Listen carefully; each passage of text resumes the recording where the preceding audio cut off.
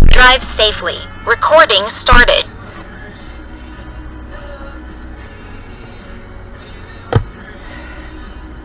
There's a little thing to plug this in.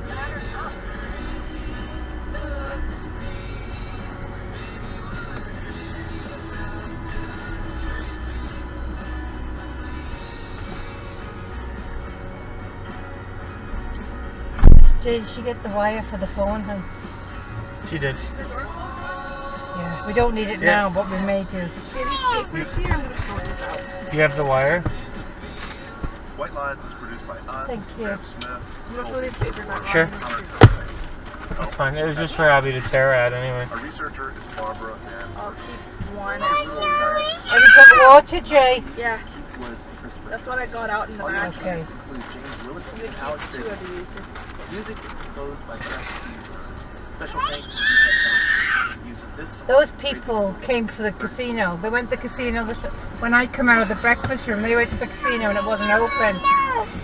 That's what they're here for the weekend, she said.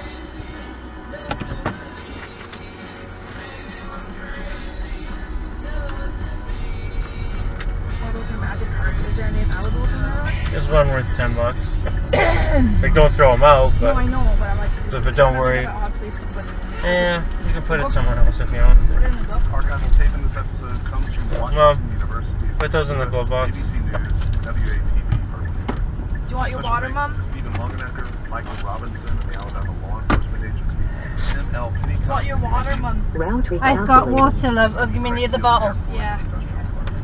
Neil Carruth is Yeah. the general manager for podcast and That's it, we're desperate. Turn left onto Dunmore Road Southeast. Do you want your your towel, Mom? No, not right now, hon. I just use it to, as a cushion for my feet. You can put your feet on it if you want, hon. No, it's just in the way. Throw it out of the way then. Yeah, it's out of the way already. I've got my bag and my runners and my blanket here. Out of the way already. That's... Bye-bye, medicine hat. Route recalculating. Bye-bye, medicine hat.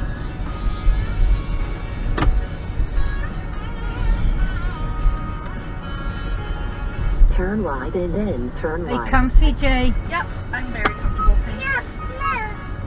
Want more what? To manger? Well, I bet you're hungry because you barely ate anything today, Rod. Abby. You barely had any num-nums today. Alright.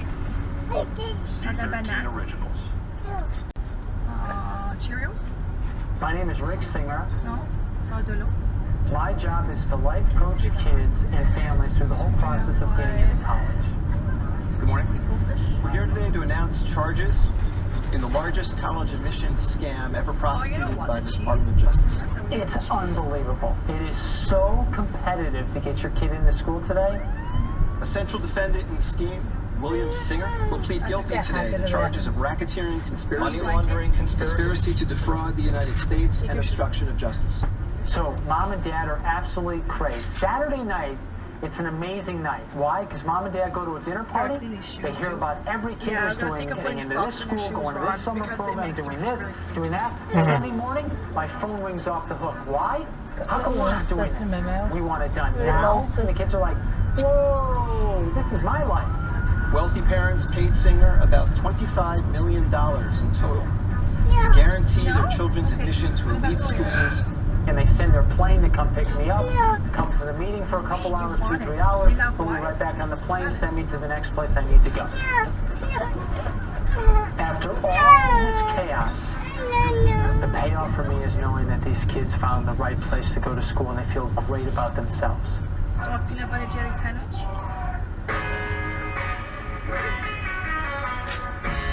Dear parents, it is the loss of dignity, humanity, and morality. It's the home run of home runs. Rick, if you could change one decision in your life, what would it be? Rick? It's almost $2 cheaper here than it was in Vancouver. Families in the U.S. get their kids into school. Why is it so expensive in Vancouver? It's right by the They have a road. lot of taxes on it. Because they subsidize cars like this. This is gangster capital. So they take the money they make from the gases and they encourage people to buy electric cars, which is something we should have been doing 20 years ago. But yeah, Vancouver was okay, but it was too big a city for me. Whoa. So on March People are 12th, not as friendly either. 2019, I didn't think so. Before I teed off at Calabasas Country Club, I received a call from a lawyer in New York asking if I was taking new clients. And I said yes. He said, a client is spiraling out of control, concerned about how this will influence the rest of his life. He said, are you available to speak with him? I said yes. Didn't play golf that day. That's Justin Paperny. Justin's an author and consultant, and his company is called White Collar Advice. I've never seen a website quite like his. It says, let us take the confusion and headache out of preparing for sentencing, prison, and probation. Justin served time himself in federal prison for felony securities fraud. And when he got out, he began representing clients willing to pay a hefty sum for advice on how to serve time. And Justin has confirmed to us that more than one of the people swept up in this scandal has retained his services. The initial thoughts from this client and many other defendants in this case with whom I've spoken are stunned at the outrage. And frankly, they never fully contemplated or considered how much media attention this would get. And I had to remind him and others that this is something that's uniting both the left and right in this country. But I believe you can get a second chance, and I believe everyone with whom I speak and work is capable of that. And it's our privilege, our real privilege, to help them. I think there is a massive difference between someone that lies I thought we had 3 tunies. and someone that lies. I might need another toonie depending. To wash the car. That wakes to defraud and steal. I don't have any cash like that, huh? Rick Singer swept them in, exploited them, Got a sold rain them rod. an idea. I don't think we did, actually. He was smooth. I didn't. I think he was a salesman. I think he was a manipulator. And I think he was able to use his skills to lure people in under the idea that this is the best way to help your child. However, I would take Rick Singer as a client, presuming there's no conflict. I would take hang on to it. any white-collar defendant as a client, presuming they're willing to invest the time. Though based on my feelings, I doubt that he'll be calling me. If you have the money, there's someone to help you with anything, even getting mentally prepared for prison.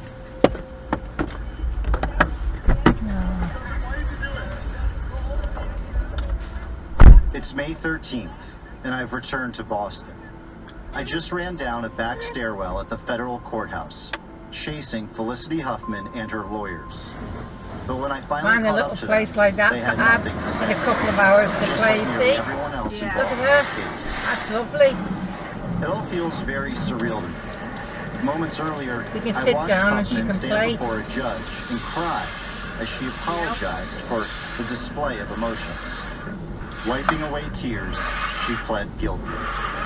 In the courtroom, I counted about 50 reporters and a few locals, perhaps Huffman fans, watching. While the journalists were busy taking notes, typing so loudly that security asked them to quiet down, I sat in the back row wondering, how did we end up here? The story of how this case came to the attention first of the federal authorities and then to all of us, the news media, is complicated and strange, and it involves 2 characters. That's Caitlin Flanagan. Caitlin is a journalist and author, and this past April wrote a piece for The Atlantic about the scandal. There are endless articles I've read about this case, and Caitlin's, called They Had It Coming, did the best job of capturing the nuances. She explains to me how the college admission scheme was actually discovered. One of the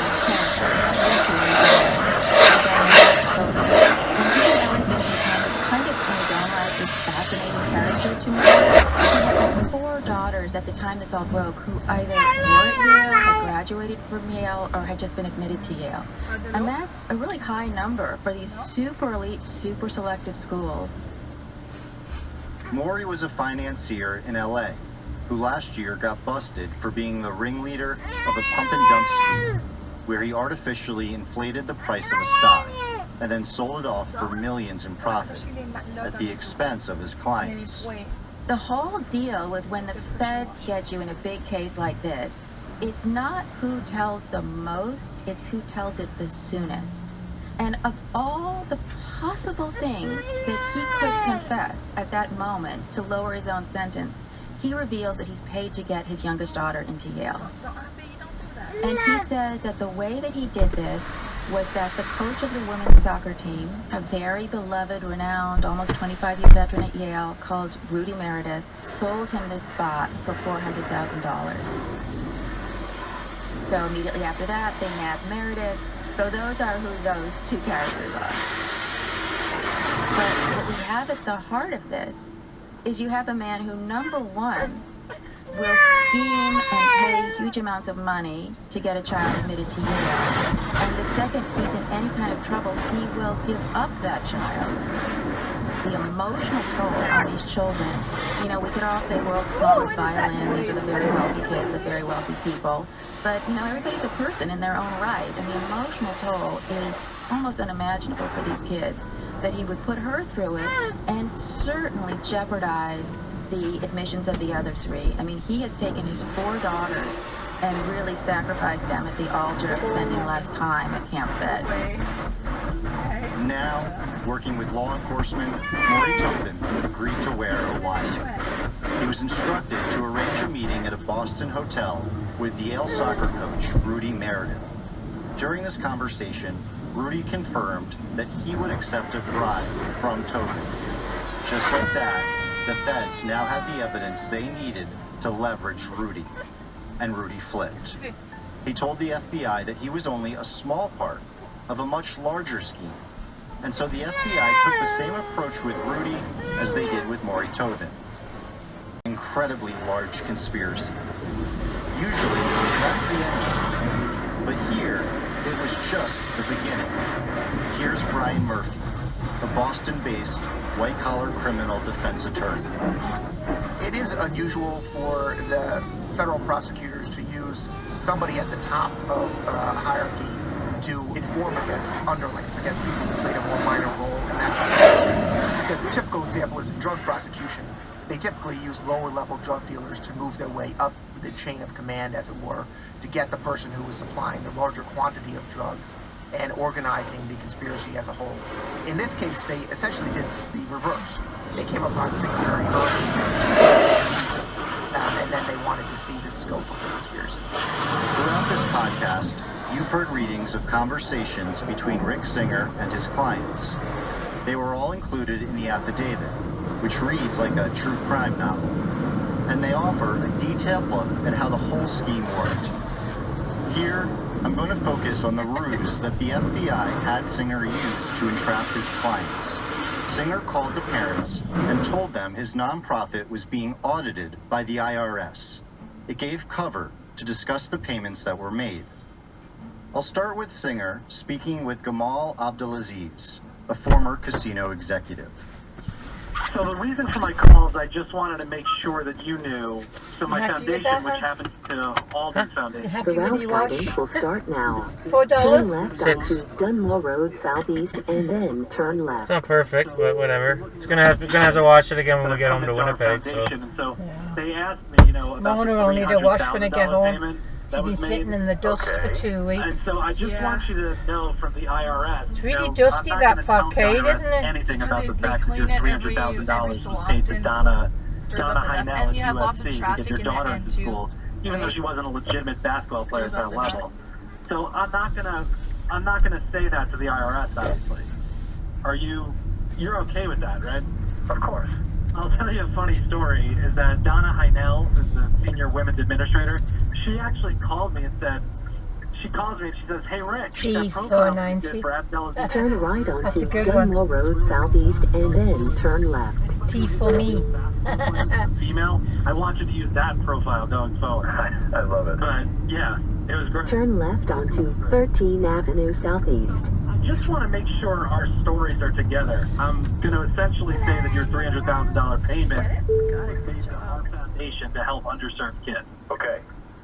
Here's Singer with actor Lori Loughlin. The IRS audits found large foundations, and we have so much money in our foundation, and we give away so much money, they want to, you know, they're always worried about things going on in foundations. I see. So I told Moss already, and I wanted to make sure that you knew as well. If they happen to call you, is that nothing has been said about the girls. Your donations, helping the girls. Continue on current road for about 2 kilometers. So nothing like that has ever been mentioned. If you So ever Lincoln want began. to say anything. Mama. So we just have to say we made a donation to your foundation and that's it. End of story. That is correct. Okay. Terrific. Okay. I just wanted to make sure I touched base because I didn't want you to all of a sudden, what, like, what's this call coming from? Okay, yeah, okay, totally. All right. So that's it. So it's the IRS. It's not anyone from USC. It's the IRS. That is correct. Okay, very good. You may notice that Rick Singer is doing most of the talking. He doesn't seem to be getting much in the way of people outright incriminating themselves. But according to Brian Murphy, it's more than enough. So the defendants confirming a statement that was made by Singer on the wiretap can certainly be enough to sustain a conviction. The analysis that I often go through when looking at whether or not a wiretap is damning, right, is going to really hurt you, is to say, what's a jury reasonably going to infer there? If there's only one reasonable inference, and it's the reasonable inference that you've drawn and it's what a jury is going to draw, then that is a very damning fact. And that wiretap evidence is quite compelling, and it is quite damning, and I suspect that it's a big part of the reason that so many people have agreed to plea so quickly.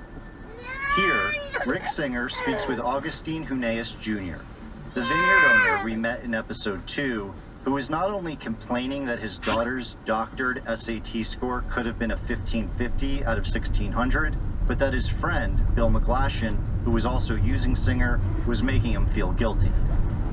I just want to give you a heads up. So they just started an audit on my foundation. Yeah. So I just want to give you a heads up before McGlashan, before anybody, that essentially they're going to go, they've been asking about both past and present payments. So there's a payment obviously for $50K in April for your daughter taking the test. Yeah, I remember. Okay, so what I want to make sure is that you and I are both on the same page, because what I'm going to tell them is that you made a $50K donation to my foundation for underserved kids, and not that Mark Rydell took the test for your daughter, or she took the test at the West Hollywood Test Center. Dude, what do you think, I'm a moron? No, I'm not saying you're a moron. The point is that... I got it, Rick. I got it. Okay. Yeah. Okay. I'm going to say that I've been inspired how you're helping underprivileged kids. In 700 meters, turn left onto Highway 1 East. Remember, Rick Singer's He Worldwide Foundation was listed as a non-profit. Some of his clients were well aware. When one parent, Robert Flaxman, received an invoice for $250,000, he replied back asking for a 501c3 form. Flaxman wanted his tax write-off. Some of Singer's other clients didn't know about the write-off, but were happy to hear of the payment option. Here, Singer speaks with a different client, Jane Buckingham, a businesswoman and author who's written guidebooks about life and parenting. Will you send me where and how I should send the check? Oh, yeah. We'll send it. That you get your IRS tax write-off. Oh, even better. Oh shit, I was going to open the door and slowly Bruce shake the Isaacson blanket out. paid Singer his Full of fee of breadcrumbs. $250,000 for each of his first 2 children, with Facebook stock, and then paid another $100,000 for Singer's crew to cheat on his youngest child's SAT. So I'm calling because I'm in Boston. And so what's happened is my foundation... In 300 meters, turn left onto Highway 1 Didn't hear from them, eh? It's pretty difficult. I'm gonna call him about 2 o'clock. So they're looking at all my payments. Okay. So they asked about your payments. One of them for when Mark Rydell took the test for your second daughter. Okay. The payment that we made to help your first daughter get into UCLA through soccer. Okay.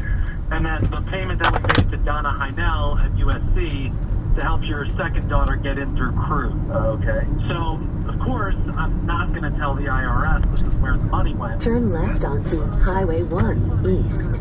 What I've told them so far is that $600,000 plus has actually gone to pay to our foundation for underserved kids. That's all. So I guess first, one of the questions I have is, did you take a write-off for those?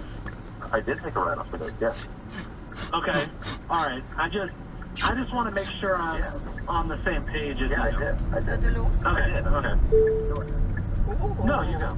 Yeah, well, I got, remember, I was asking for the letter for, you know, to the extent that we don't have it, you know, if we do get audited or something, we would need a letter or something like that.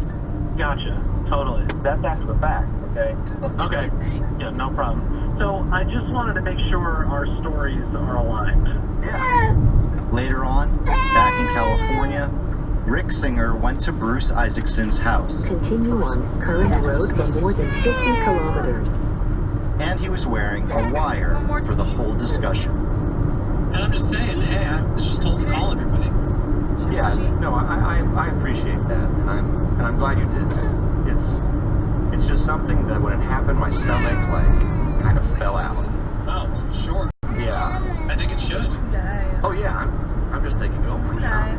Because you're thinking, does this roll into something where, you know, if they get into the meat and potatoes, is this going to be this front page story with everyone? Well, the person who'd be on the front page. But if they went the meat and potatoes of it, which a guy would love to have, is it's so hard for these kids to get into college, and look what's going on behind the scenes, and then, you know, the embarrassment to everyone in the community. So my God, it would just be Isaacson, a little spooked, ends their conversation with this. I think we'll definitely pay cash this time, and not run it through the other way.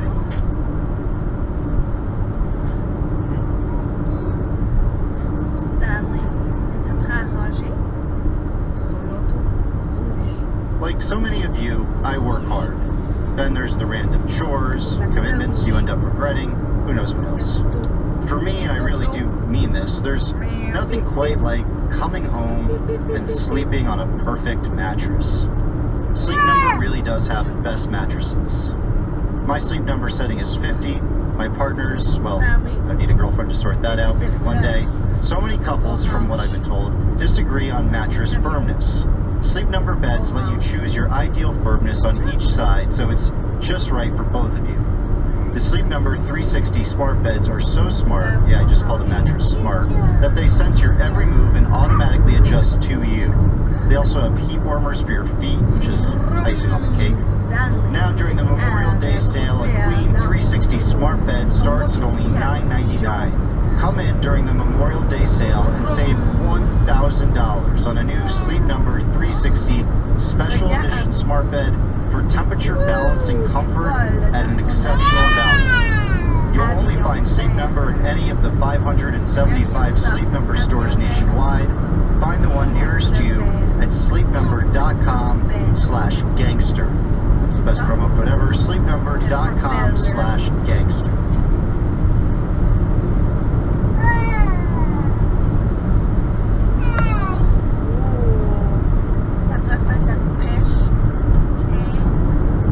This is where I enter into the picture because Key Foundation filed the 1023. This is the form that you file in order to get your charity tax exempt with the IRS. That's Philip Hackney. Philip is a former attorney for the IRS in the Office of the Chief Counsel. Rick Singer's company, the Key Worldwide Foundation, was listed as a nonprofit, which meant that Singer could run all of his bribe money through KWF and not pay any taxes. And Singer must have known that he'd be able to take advantage of a sector with almost no oversight. You've got about 1.5 million nonprofits that are tax exempt. To give you an idea of what kind of money is being overseen, if you're looking at the entirety of the nonprofit sector, you're talking about 4 trillion in assets, 3 trillion in revenue on an annualized basis. They actually make up about 10% of salaries. When I was at the IRS, we had, I think it was around 880 employees that were focused on nonprofit sector. of the 880, about 220 or so are agents that are on the ground auditing nonprofit organizations. It's obscene. The IRS does not have the people to do the job that they are asked to do, and it is thoroughly overwhelmed, and it opens up a space for con men to enter. And of course, with such a lack of oversight for these nonprofits, the parents were able to take advantage too. And as Philip Packney points out, it was us who paid the price. You paid your fair share of taxes. You go and work 9-to-5 job every week, and you have all that withholding that comes out of your paycheck, and you make a real payment that's due and owed. These folks have decided it's equal to me. I don't have to pay the taxes that your laws say I need to pay. I can pay for my kid to go to college and write it off. With 1.5 million nonprofits in our country, it's not hard to imagine that this type of fraud is happening way more than we hear about. It just seems too easy to exploit. This explains why Singer flew under the radar for so long. But now, the dominoes are falling. 14 of the 33 parents have pled guilty, including Felicity Huffman. But most of them, like Lori Loughlin and her husband Massimo Giannulli, have pled not guilty. And it begs the question, with so much evidence against them, what are they thinking? Here again is journalist Caitlin Flanagan. So this class of parents, I know them really well. We're here in Los Angeles, and when I came to the city 30 years ago, I worked at sort of the top private high school, and I was a college counselor there. And this group of people, they really don't have to answer to any of the common authorities or laws that any of us have to answer to. When they want to fly somewhere, forget about showing up 2 hours early, forget about, standing in line in security, forget about your flight getting canceled, forget about getting squashed into, super deluxe economy. They just show up at the airport and get on their plane. They are not used to anybody checking them in any way. It's like at no point should rules define them, and they have a particular contempt for school rules. Because in private schools, money talks. Money talks. So they don't want to have rules imposed on them. And the same thing, when they find out that someone as contemptible and petty and small as the stupid federal government, that they know how to work their way around 8 times to Sunday when it comes to the IRS, that they are going to blame them? These wonderful, magnificent parents who give so much money to so many causes and have created so much wealth, that they might be called out for something so relatively small. They're outraged, and they assume they can get away with it. These guys, they could not be more effed as far as their case goes. The reason someone needs to make a really great Tom Wolfe-style movie about this case is that what effed them, of all the crimes, moral and financial, that I'm sure many of them committed, what got them screwed over was cheating on their kids' SAT. That is just an incredible moment in American life, and I'm sure they cannot tolerate it. They're just assuming they can do this relatively small thing and get away with it, but they cannot. They've been wiretapped. People have worn wires. There have been FBI stakeouts. They could not possibly have more evidence against them, and yet they're convinced they're innocent. So sooner or later, they're going to try and make a deal, and there's not going to be any deal for them. So Lori and Massimo, they're going to do, and well they should, they're going to do real time. And they're not getting out of it. And by the time somebody knocks some sense into their heads, they're going to say, oh, we'll make a plea, and there's going to be nothing on the table for the next 25 years. Any lawyer who's trying to get a client to see reason and take a deal is going to hold up Lori Loughlin and Massimo what's-his-name and say, do you want to end up the way they did? By the time they finally saw reason, there was no deal to make.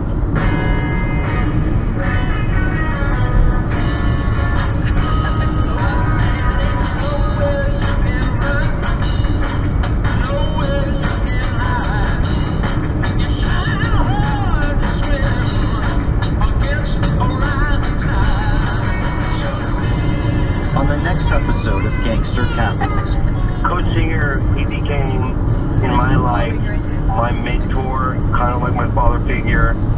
No, the truth is, I love the guy back then. I loved him. And then I started thinking how this can happen to somebody. We're going to trace Rick Singer's steps from high school coach to college scam artist. We would like to hear from you, the listeners. If you know anyone who has cheated, has been accepted into college through illegal means, or has a story to tell about this scandal, please reach out to tips@gangstercapitalism.com. That's tips@gangstercapitalism.com. We can ensure anonymity. Gangster Capitalism is a production of C13 Originals. It's written and directed by me, Andrew Jenks, and Zach Levitt. Executive produced by me, Chris Corcoran, and Zach Levitt. Produced by Lloyd Lockridge, Perry Crowell, and Terrence Malingone. Editing by Perry Crowell and Zach Levitt. Mixing and mastering by Bill Schultz. Artwork and design is by Kurt Courtney. Original score is by Joel Goodman. And the theme song is Your Sins Will Find You Out by Eli Paperboy Reed. For more information, go to gangstercapitalism.com and follow us on Instagram @gangstercapitalism or on Twitter @gangstercapital. You can always follow me on Twitter and Instagram @Andrew Jenks. Thanks for listening to episode 3 of Gangster Capitalism.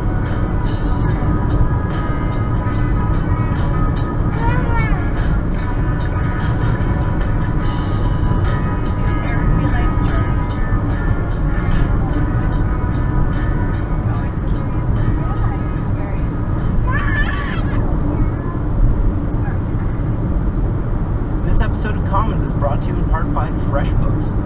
Accounting is a huge time suck, no one wants to do it, so why not make it easy on yourself? FreshBooks is the cloud accounting software that makes it simple to keep track of your invoices and payments and everything else. To get a 30-day free trial, head over to freshbooks.com/commons and enter Commons in the How Did You Hear About Us section. The Big Story is Canada's first daily news and culture show. Every morning, host Jordan Keith Rawlings sits down with one of the country's best journalists to take a deeper look at a story that matters to Canadians. This isn't about reading headlines, it's not about clips or quotes or hot takes. It's about stopping the news cycle for just a few minutes and letting us all catch our breath and get smarter together. You can find The Big Story on Apple, Google, Stitcher, Spotify, and at thebigstorypodcast.ca. Or say hi on Twitter @TheBigStoryFPN. This is train engineer Tom Harding calling rail traffic control when he sees the town of Lac-Mégantic on fire. Charges gone. Planes, RJ, are 200 feet high. It's incredible. You can't believe it here. From the river right to the station. What the fuck happened? I don't know. This is another phone call when he realizes that it was his train and his mistake that set the town ablaze. It's worse than that, my friend. Why? It's your train that rolled up. No, yes, sir. No, RJ. Yes, sir. Holy fuck. Yes, sir. Come back there. We secure RJ when I left. Tom Harding wasn't even supposed to be working that day. It's his day off, but the other locomotive engineer is on holidays, so Harding agrees as long as he can start an hour late. The cargo he's carrying began its journey around 4,000 kilometers away in Newtown, North Dakota. It moved through Minneapolis, Milwaukee, Chicago, and Detroit, and then up into Windsor through Toronto, before it finally reached Harding just outside of Montreal. Harding is alone on the train. He gets it rolling and notices there are some real problems with the lead locomotive. It's surging and spewing oil. It takes him twice as long as it should, but Harding finally pulls into a small town called Nantes. It's 11 o'clock at night. Harding parks his train here, right on the rail line. The train is still smoking. He calls into the rail traffic controller, and they say they'll take care of it in the morning. So Harding leaves the train with one of the locomotive engines running right there on that hill in Nantes, 11 kilometers above the lakeside town of Lac-Mégantic, Quebec. Attached to the locomotives are 74 tanker cars. Each one is filled with 113,000 liters of highly explosive crude oil. And 10 minutes later, the train is on fire. Firefighters race to the scene and try to put out the blaze, but water only makes it worse. The firefighters do the only thing they can think of. They press the big red button that shuts off the locomotive. It works, the fire goes out, but what they don't realize is that it also shuts off the air brakes that are keeping the train in place. The rail company sends someone to check in on the train, but the man doesn't understand that shutting off the locomotive meant the air brakes were disabled. Slowly, over the next hour, the air leaks out and the 10-ton train, filled with highly explosive oil, begins to move. Down below that hill, it's a typical warm summer night in Lac-Mégantic. People are out walking the streets, enjoying the evening. Many of them are at a nightclub called the Music Café, taking in a reunion show of two popular Quebec musicians. It's about 15 meters from the track. The train is rolling down the hill. Jean-Luc Montmagny was a firefighter. He'd helped put down the fire on the train earlier that night. As he's heading home, he stops at a rail crossing. It's flashing red, but he doesn't hear a whistle, doesn't see any lights in the distance. Figuring it's just malfunctioning, he decides to cross. Right then, the train whooshes past him on the track. Something's very wrong, and he calls 911. The train is picking up speed. The hill above Lac-Mégantic is one of the steepest in the country. Andre Blais lived close to the tracks, just past the point where the hill sloped down even further. The ghostly train rattles its house as it passes. The train gains momentum as it's bearing down on Lac-Mégantic, and the wheels give off white-hot sparks. Gilles Flouet had been in the Music Café that night. As he walked across the tracks, he sees the train speeding towards him. He dives out of the way, but the heat from the friction alone burns his shirt into his skin. The train is traveling at 105 kilometers an hour when it hits a sharp curve in the center of town. The locomotive cars stay on the track, but behind them, 50 oil tank cars fly off the rails. They puncture, pile up on top of each other, and begin disgorging millions of liters of explosive crude in the center of the city. There's a small explosion, then another, and another, and another, and then... Oui, t'inquiète pas pour moi, ok? Oh mon Dieu! Oh mon Dieu! Oh my God! Oh my God! A tsunami of fire envelops the city.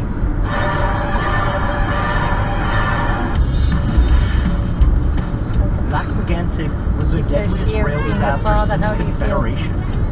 47 people died that day, and the youngest victim was only 4 years old. 6 years later, no one has been held truly accountable for the tragedy.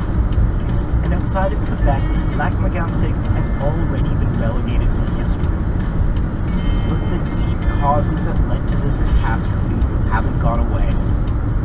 More and more oil is being shipped by rail than ever before, and the safety of those trains is still in question. There are accidents all across the country that should make people wonder, could Lac-Mégantic happen again? And if it does, could the devastation be even worse?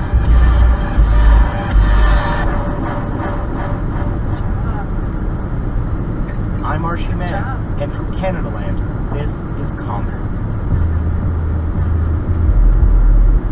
This episode of Commons is brought to you in part by FreshBooks. You know FreshBooks. It's cloud accounting, it'll save you time, which means it'll save you money. Your invoices will get paid faster, your expenses will actually stay tracked, so you don't miss out on all of those sweet, sweet tax breaks. But most of all, it's easy to use. You can set up automatic billing and payments, create custom professional invoices in literal seconds. And as if all that wasn't already great, FreshBooks has award-winning Toronto-based customer service. If you need any help or have any questions, it'll be a real person who's going to help you out and make sure you're good to go.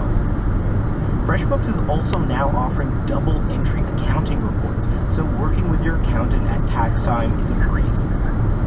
To get a 30-day free trial, head over to freshbooks.ca/commons. hellofresh.com/comments and enter comments in the How Did You Hear About Us section. This episode of Commons is brought to you in part by HelloFresh, which is far and away my favorite meal kit service. HelloFresh delivers step-by-step recipes and pre-measured ingredients to make cooking easy and fun. If you've never tried HelloFresh, here's what I want you to do. Go to their website, that's hellofresh.ca, and click on the Recipes tab. Now take a look at those meals. Don't they look delicious? Look closely at the spinach and paneer recipe. Now, I really like paneer. I mean, I grew up in a Punjabi household after all. But it's never something I would think about picking up at the grocery store myself. Which is why HelloFresh works so well.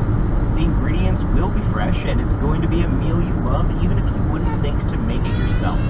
And now that you're already on the website, just take it one step further. Type in hellofresh.ca/commons50 and use the promo code commons50. That'll get you 50% off of your first box. That's 50% off your first box of HelloFresh if you go to hellofresh.ca/commons50 and enter the promo code commons50.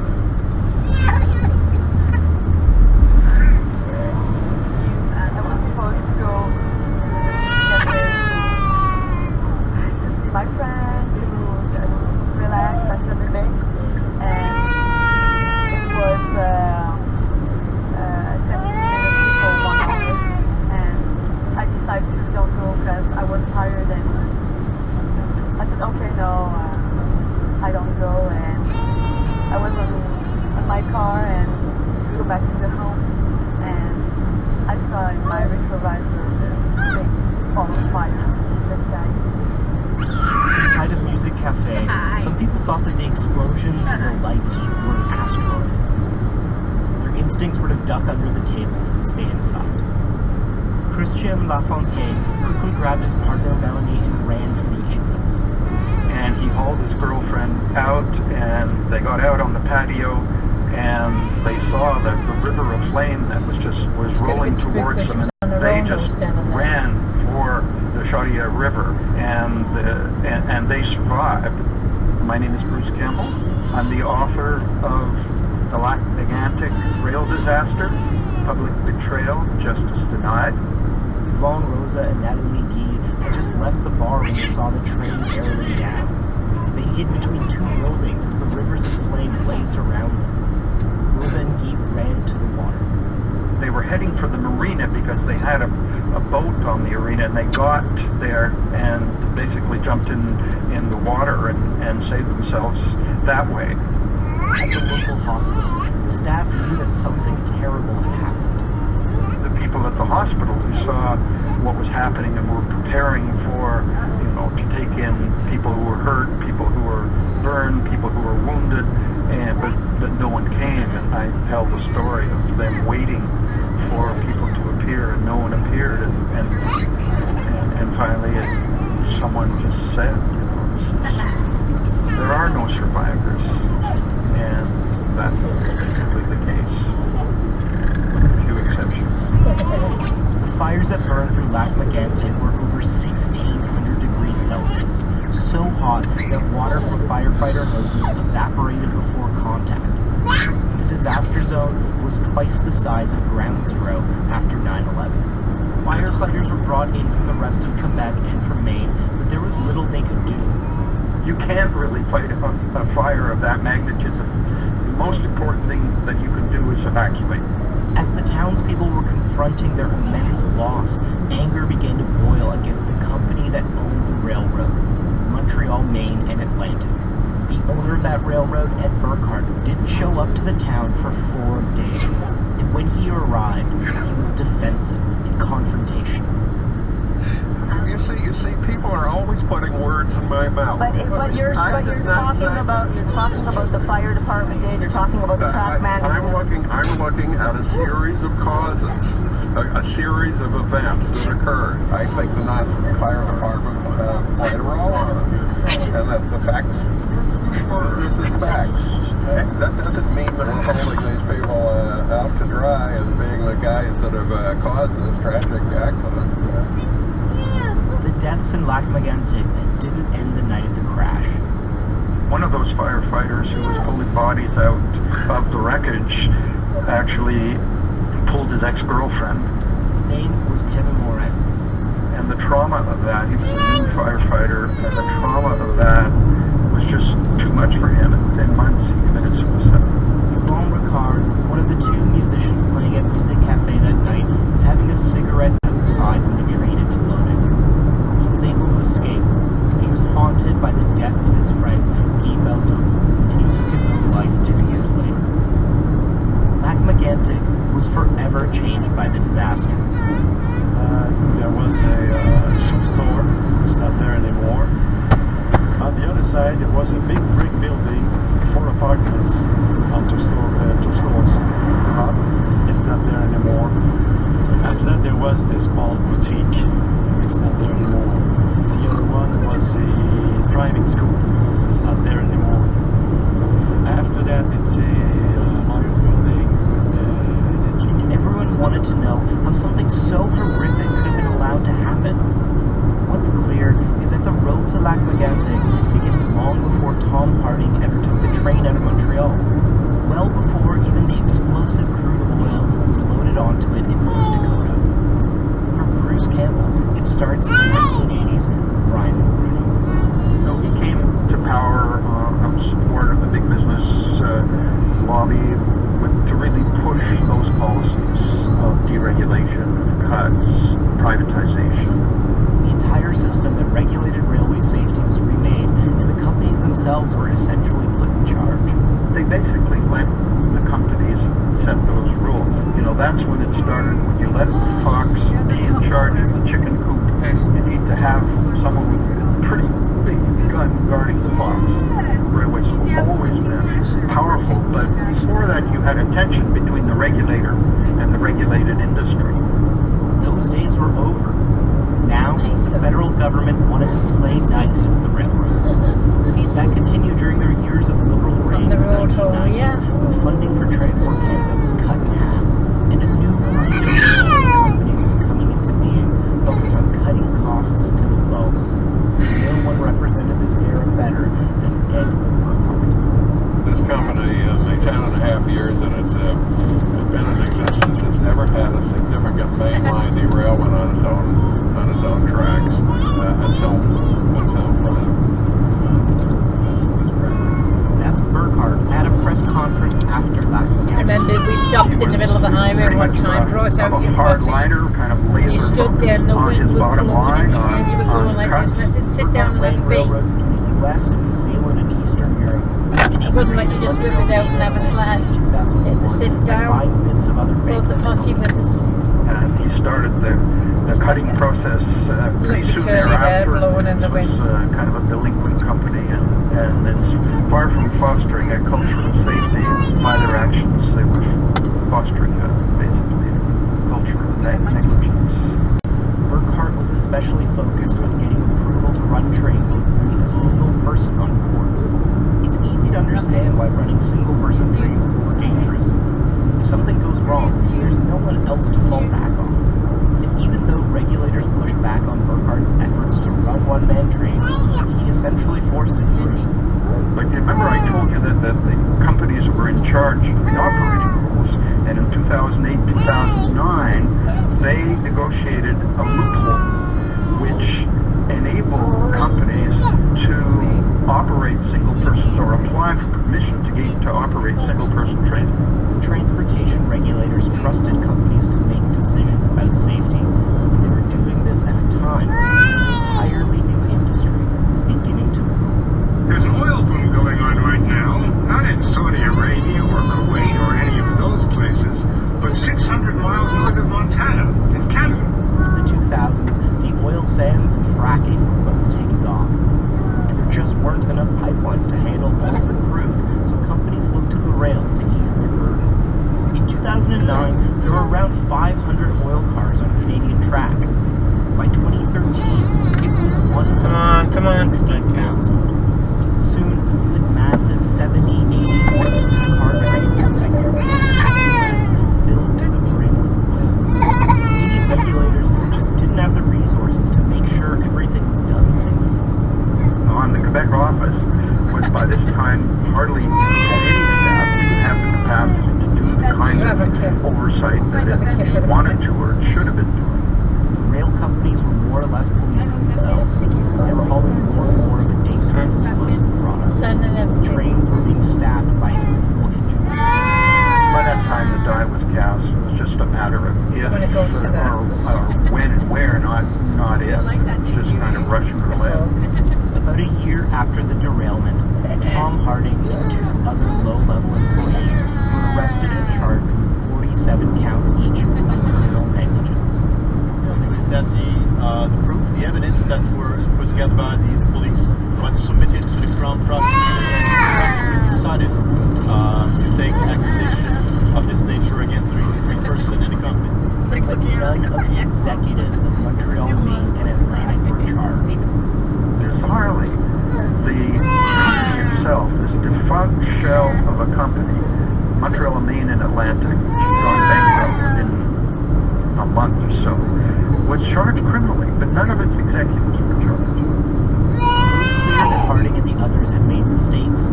The worst was not setting enough handbrakes on the train, even though he was told by his higher-ups not to do so in order to cut costs. He warned against setting too many handbrakes, so he sent less.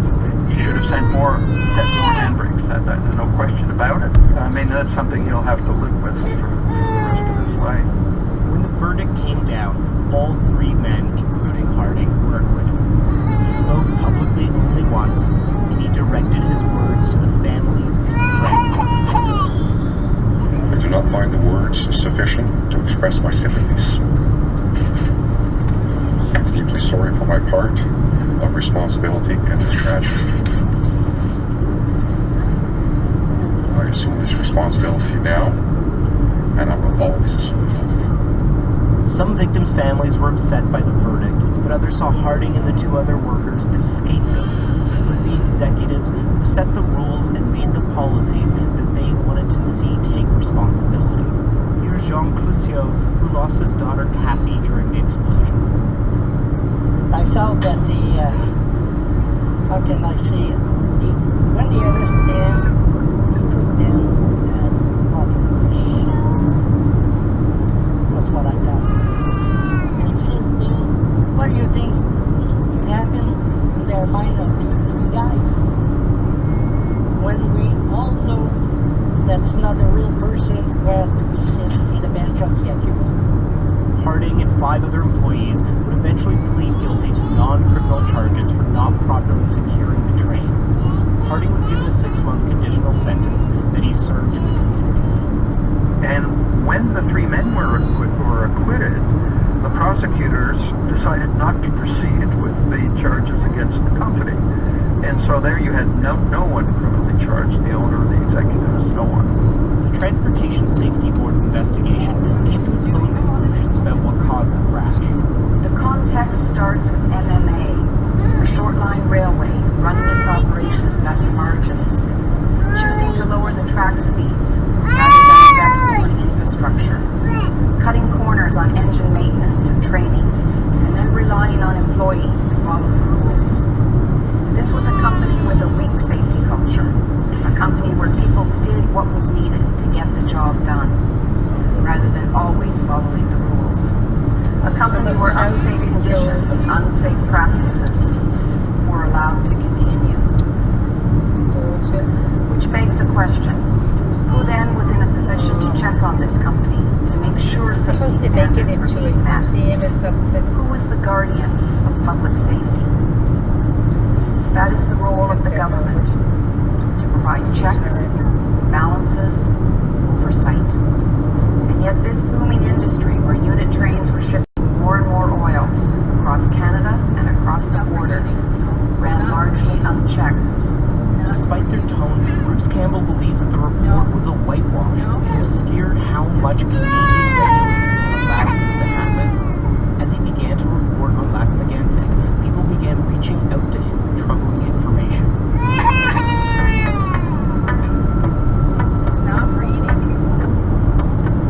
Got around a copy of the original team investigation report.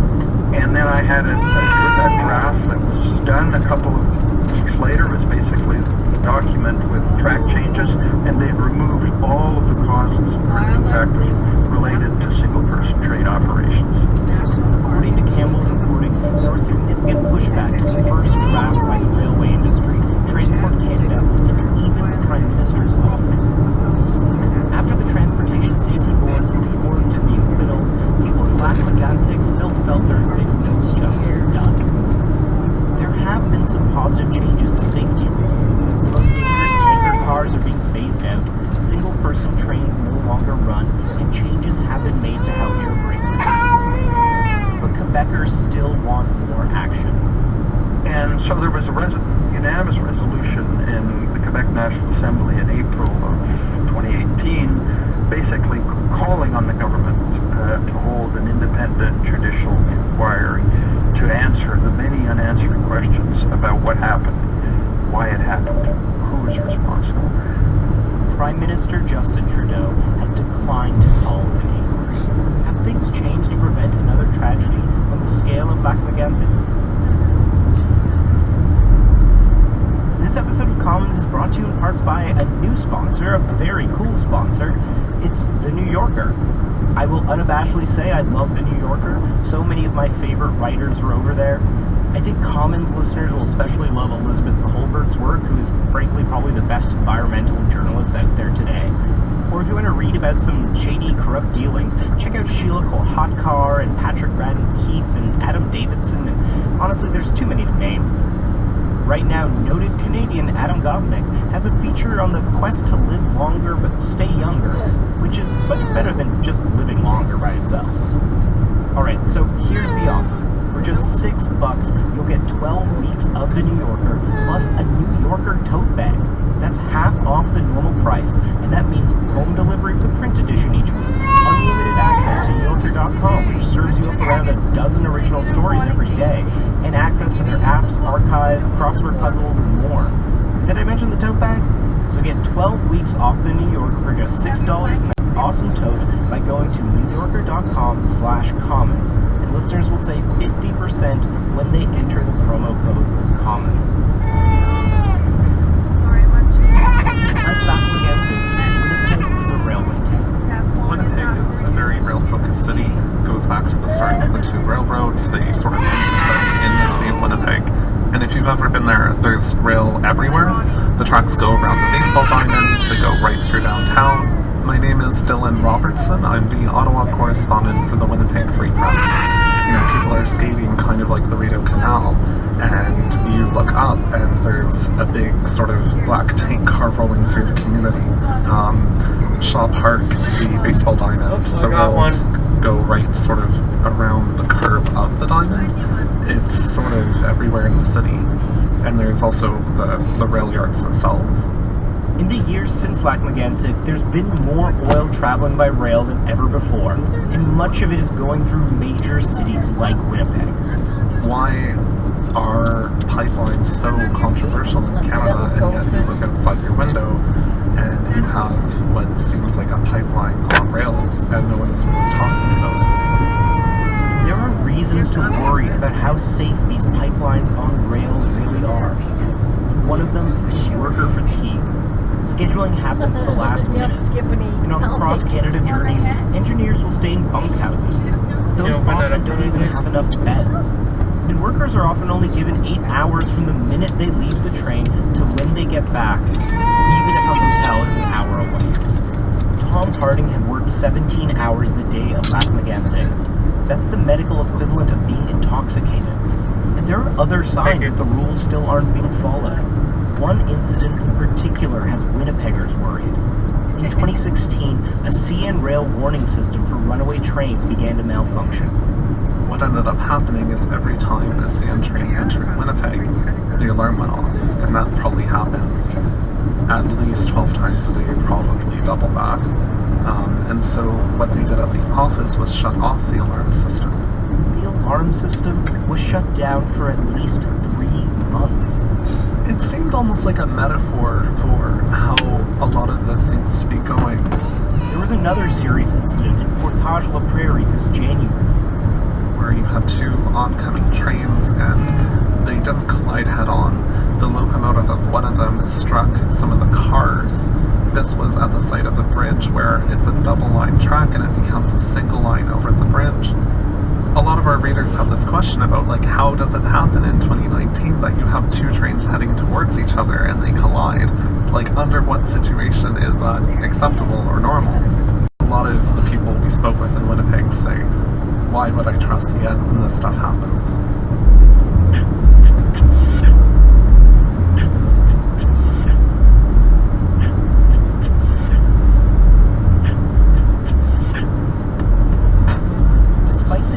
Associated with oil on trains, the rail companies won't even tell Canadians how much of the stuff is passing through Canadian cities.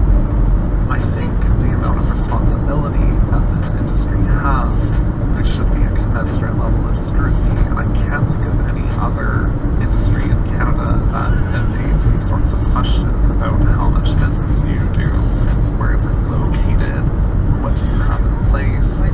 It's really not open. And railways in Canada have a very particular history where, you know, they have their own police force, they have their own enforcement powers, they have their own rights of way.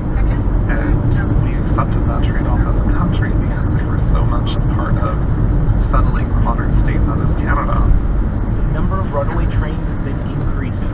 From 2016 to 2018, the number of train accidents involving dangerous goods went up by 25%. So you've got a situation where the volumes are continuing, where the safety risks are still there, you know, where the possibilities of a recurrence of major accident with loss of life are still there.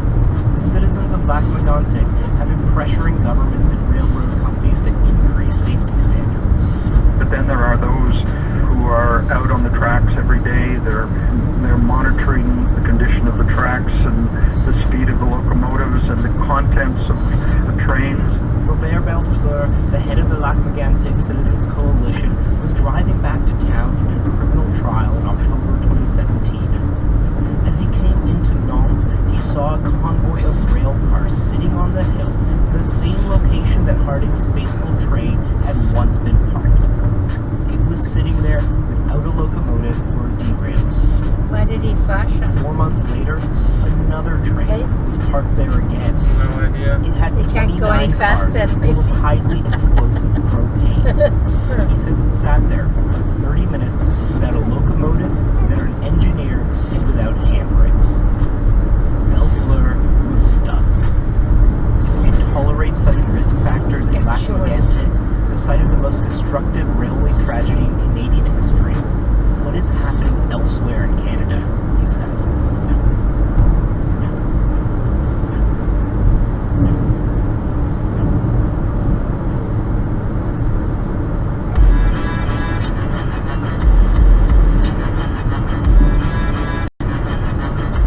That's your episode of Comments for the week. This episode relied on reporting done by Bruce Campbell and Dylan Robertson. There was just so much we couldn't fit into this episode, so I really hope you'll check out Bruce's book, The Lac-Mégantic Rail Disaster, as well as Dylan's reporting in the Winnipeg Free Press. Just look up Alberta Crisis, Winnipeg Danger for his excellent investigative series. If you want to get in touch with us, you can tweet us at Canadaland Comments, that's CMNS. You can also email me, archie@CanadaLandShow.com. This episode was produced by myself and Jordan Cornish. Our managing editor is Kevin Sexton, and our music is by Kevin Sexton and Nathan Burley. If you like what we do, please help us make this show. You can support us and get ad-free podcasts by going to patreon.com/Canada.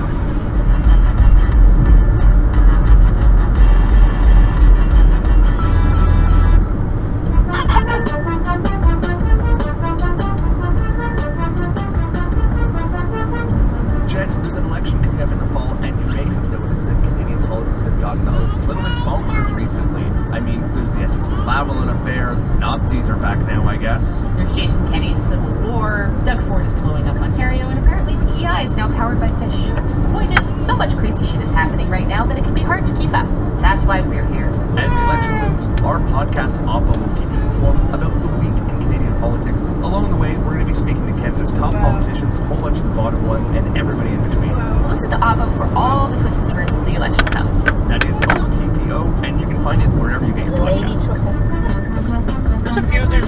There's more than you would expect. Yeah. Are they heavy once you get in? They're easy to drive, I guess, once you know how. If somebody put a gun to my head and said drive that truck, I would do it. Yeah. You'd have to. Well, I think we'd have to figure it out. I could, yeah, you could figure it out. Well, it's like a big car, especially going this way. Yeah, backing up can be tricky, but straight. Hey, it's Dan Taberski. This is a bonus episode. Oh, sorry, pal.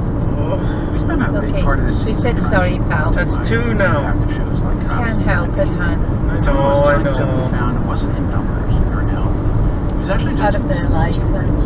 Hard to track down. Sorry. But once you do, it's the most basic proof possible about the impact that these shows are having. There's one story in particular that we wanted to share in this episode because it shows how even the most innocuous of these interactions, they make their own tunnels. They don't like not under the ground, though. Not under the road. They don't know. There's nothing funny about it's it. Danger. This is about one guy on one episode. They make tunnels, I know. Remember Whitebridge? Dad used to get mad. We used to sit there like that, looking at him, and they were getting bigger by the minute. And then the jackrabbits were coming, and then the muddy deer. Episode It's like the park. Hello, Sheriff's Office. 2 sheriff's deputies are outside a brown painted Yeah, I sure missed that. What's going on, boss? I was nervous, when he was away, so. He says his name is Austin. Austin, do you have an idea? It is what it is. Did they let you rent the place? The guy that owns that. It's a different kind Austin of piece is now. in his early 20s. He's thin, with finger in a socket style bedhead. Austin is baked. Okay, I'm calling right now the guy that talked to him, Kevin. Okay, I'm sorry, you guys are scared of shit. Someone called to say that he is trespassing, but he's not. He's renting room there. So everything seems fine, but then the officer notices something. Hey, what's that right there? That is marijuana. Oh, okay. Yeah, if you want to put it up there, it's fine. And we can see where this is going. See first. Yeah. Is that all? There's no more in the house. Is there more in the house? No. Jars of it. Not that I know. Before you know it, Austin is in cuffs, and all his shit is spread out on the cop car. A couple bongs, his weed, just enough for him. He's not a dealer or anything. Hey, do you have anything else on you, bud? I'm just gonna pat you down. And then when they're patting him down, they find a little clear baggie. Here, you drop your phone. I have a bag with salt. Bag with salt? It's gonna look like drugs. Okay, look at it. You have a bag of salt? No, the reason I do that... Hold on, turn back around for me. Don't turn around. Of course, there's no way that this is not drugs. Right. So listen, I've seen I just looked up your history, and you had some issues with cocaine a couple years ago. Is it not going to test for cocaine? Be honest with me. But in fact, it's not drugs at all. No, you know what? I carry around Himalayan pink salt. So if I go to McDonald's and I want to spice my fries or whatever, I'm not using their crappy gonna kill you salt. I'm using salt that has minerals that are healthy. And that's just how I give it to people. Live PD fans love the guy, of course. People are tweeting along with the show. The super baked guy, Himalayan pink salt jokes, all of it. The cops don't even arrest him. Basically, it's a notice to appear, be at this date. He does have to hand over his weed, though. And once the show gets its fill of Austin, Live PD moves on. And it seems that Deputy Ramos is getting to know him better. Let's go. You're gonna be big, you should be able to sit up and look out the window. That kind of reality show fame might seem and even fun. And then it's over. But for Austin, it was just the beginning. 99.5 QIK, it's Nights with Gino, and I first of all have to thank my Facebook friends for making this happen, because I know one thing is always for sure. If it's Pasco County, they've got our back. This is a local radio show in Tampa, a few days after Austin's Live PD debut. We found Himalayan Salt Guy from Live PD. Hi there. Have you actually seen the video of this yet? Have you seen yourself? Yeah, I was pretty intoxicated on alcohol and marijuana, obviously. Right. So I'm pretty embarrassed most of it, honestly. Dude, we all have fun. We all love to party. Some party in different ways than others. But do you realize how likable you came off? I don't think you do. Maybe I came off as likable, but I lost my job at the end of the day. So at the end of the day, for a weed source that I could have taken and have not been on public air, I wouldn't have lost my job. For all of us, it was the most entertaining part of Live PD.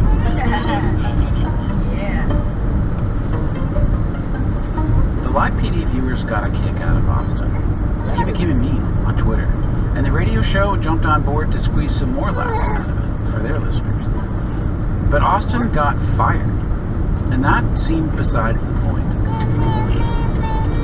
My producer Henry and I flew down to Tampa, where we arranged to meet up with Austin to hear how Live PD reverberated for him in the days and weeks after. But when we arrived, he tells us that actually he can't talk now, because since he lost his job and his income after Live PD, he also lost the room he was renting. He has to find a new place to crash, and he wants to know if we'll drive him an hour back to Pasco, where he thinks he might have a friend who can come up for a couple days. And then it occurs to us, we don't even know this guy. And the only other time we've seen him, he was barefoot and in handcuffs on TV. So we leave him there. But we do order him an Uber from the car. So I just need an address for where you want to go. Where I need to go is one right now is 10. Come on, pal. We arranged to meet up again the next day. I'm sick of hitting them. I hit like 2 already. Can't help it. I'm not doing it deliberately, so it's not a sin if he kills someone by accident. You can't help it. Well, sometimes it's... I can't help it if I can't help it, but I can help it, I will. Yes, of course. Right. And that's good. But, you know, sometimes it's part of nature to keep the balance on. The Pasco County Sheriff's Office. I don't know if getting blown down by a car on the highway traveling along at 80 miles an hour is part of nature.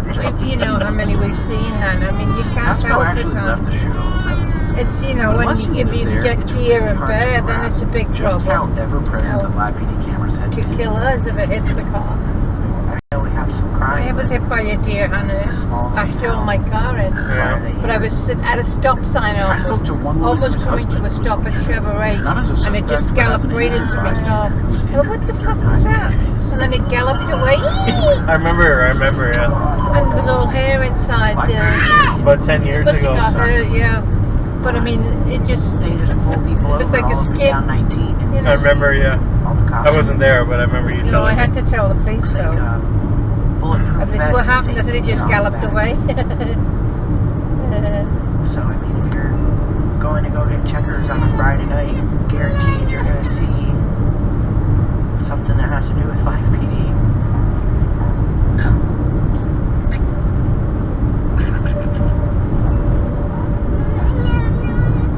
But Pasco County isn't just ground zero for Live PD.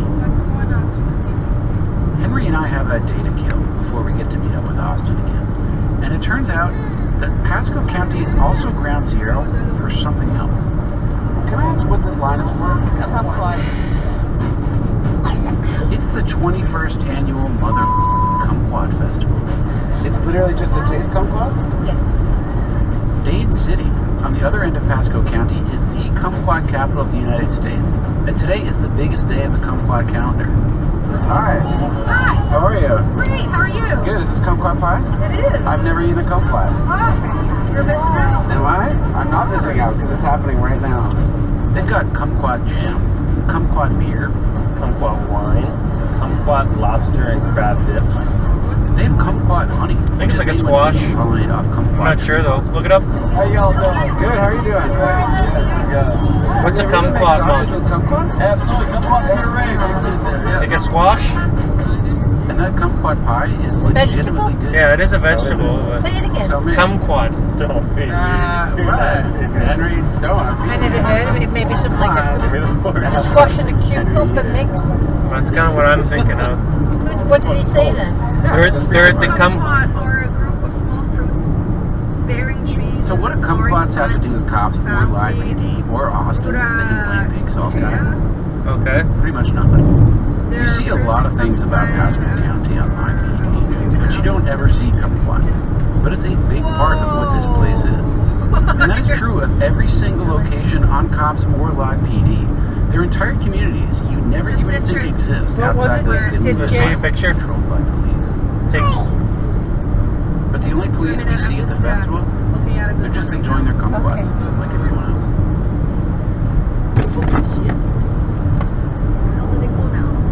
The next night we go to that Books A Million to meet up with Austin. What the hell was that? I don't know. She pressed the phone, I think. I don't know. He doesn't have a phone anymore, so he had no way to get in touch with him. He doesn't. You did! And we fly back home. I didn't have a good grip on it, so when I tried to give it, it felt like I threw it. A few weeks later, Austin reappeared. Our conversation after the break.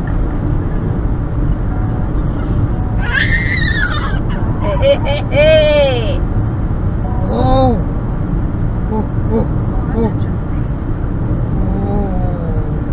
Today's bonus episode of Running from Cops is brought to you by Acorn TV and a new season of Wine. Let's see. The citrus fruit. The creator of the hit series it's from Taiwan or somewhere like that. Oh, it's kind of like an orange. Yeah, I've seen them in the shops. I have now too. Thank you, Jay. Acorn TV streams British and international crime dramas, psychological What would we do without Jay? Our little left reference. Line of Duty is a cat and mouse thriller that takes a probing look into modern police corruption. With gripping storylines, each new season features a new guest star and a new investigation. They got great actors like Lenny James from The Walking Dead, Tandy Newton from Westworld, this thing is soaking wet. on that show. And this year they have Stephen Graham of No, Boardwalk the blanket is soaking wet. And it's not just Line of Duty that they've got. How is it Acorn wet, TV though? streams fan favorites like Doc Martin and as well as Acorn TV originals that you can't stream anywhere else, like Agatha Raisin, Loch Ness, and Nearly Nancy. Catch up on the first 4 seasons and stream the newest season of Line of Duty exclusively on Acorn TV. And for a limited time, you can watch the first episode of season 1 for free at acorn.tv/headline. And then enjoy all of Acorn TV's top-rated British dramas and mysteries for free with an extended 30-day trial using the code HEADLINE. Now back to the show.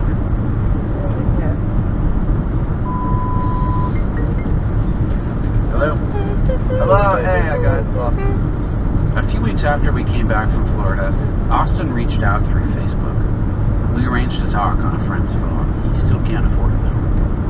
What's going on, man? Hey, man, I want to apologize. It's been hectic. It really has.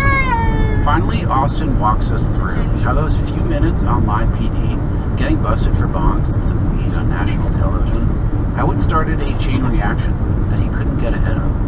At the time, he was working a gig that he liked in construction. I was working at a masonry.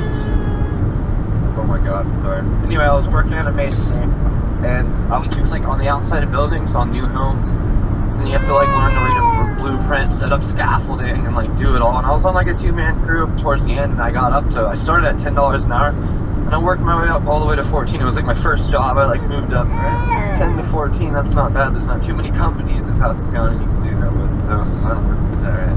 That's what I thought. I mean, every other place starting out, you know what I mean? Probably around minimum wage usually. What's minimum wage down there? 8 something. Nothing I can live on. He was making decent money, and he liked his job.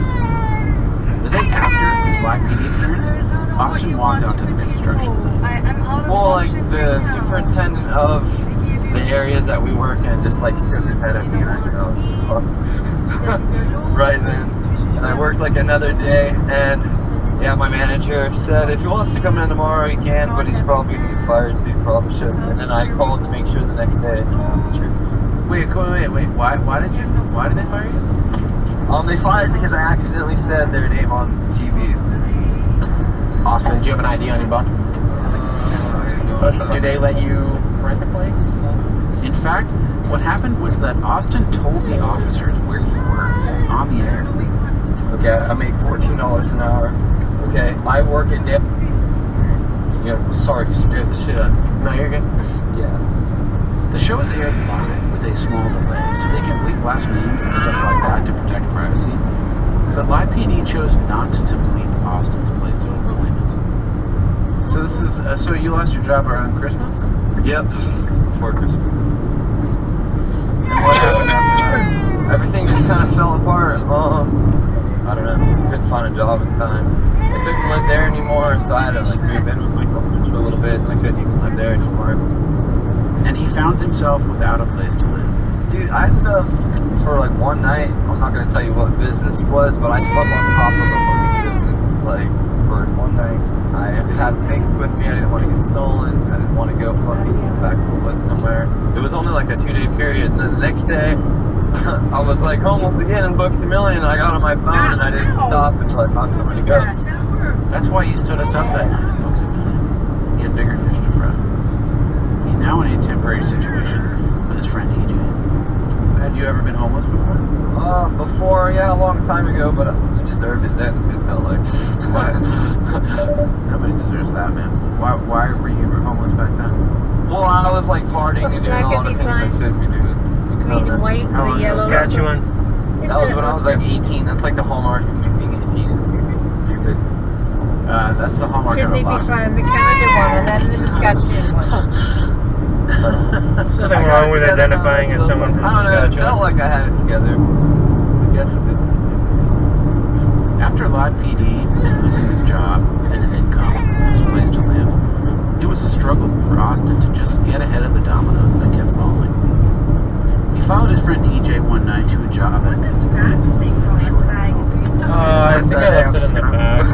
How about my friend here? You don't have to hire me or anything. And then by the end of the night, because of the night, they had like 60 pieces, like more pizza than they ever sold before, honestly. And then I was honestly kicking ass like I worked there. I was like taking orders and shit, like slamming through shit, you know what I mean? And then we started talking, and a couple conversations. He told me how's $13 an hour sound, and I said, sounds great.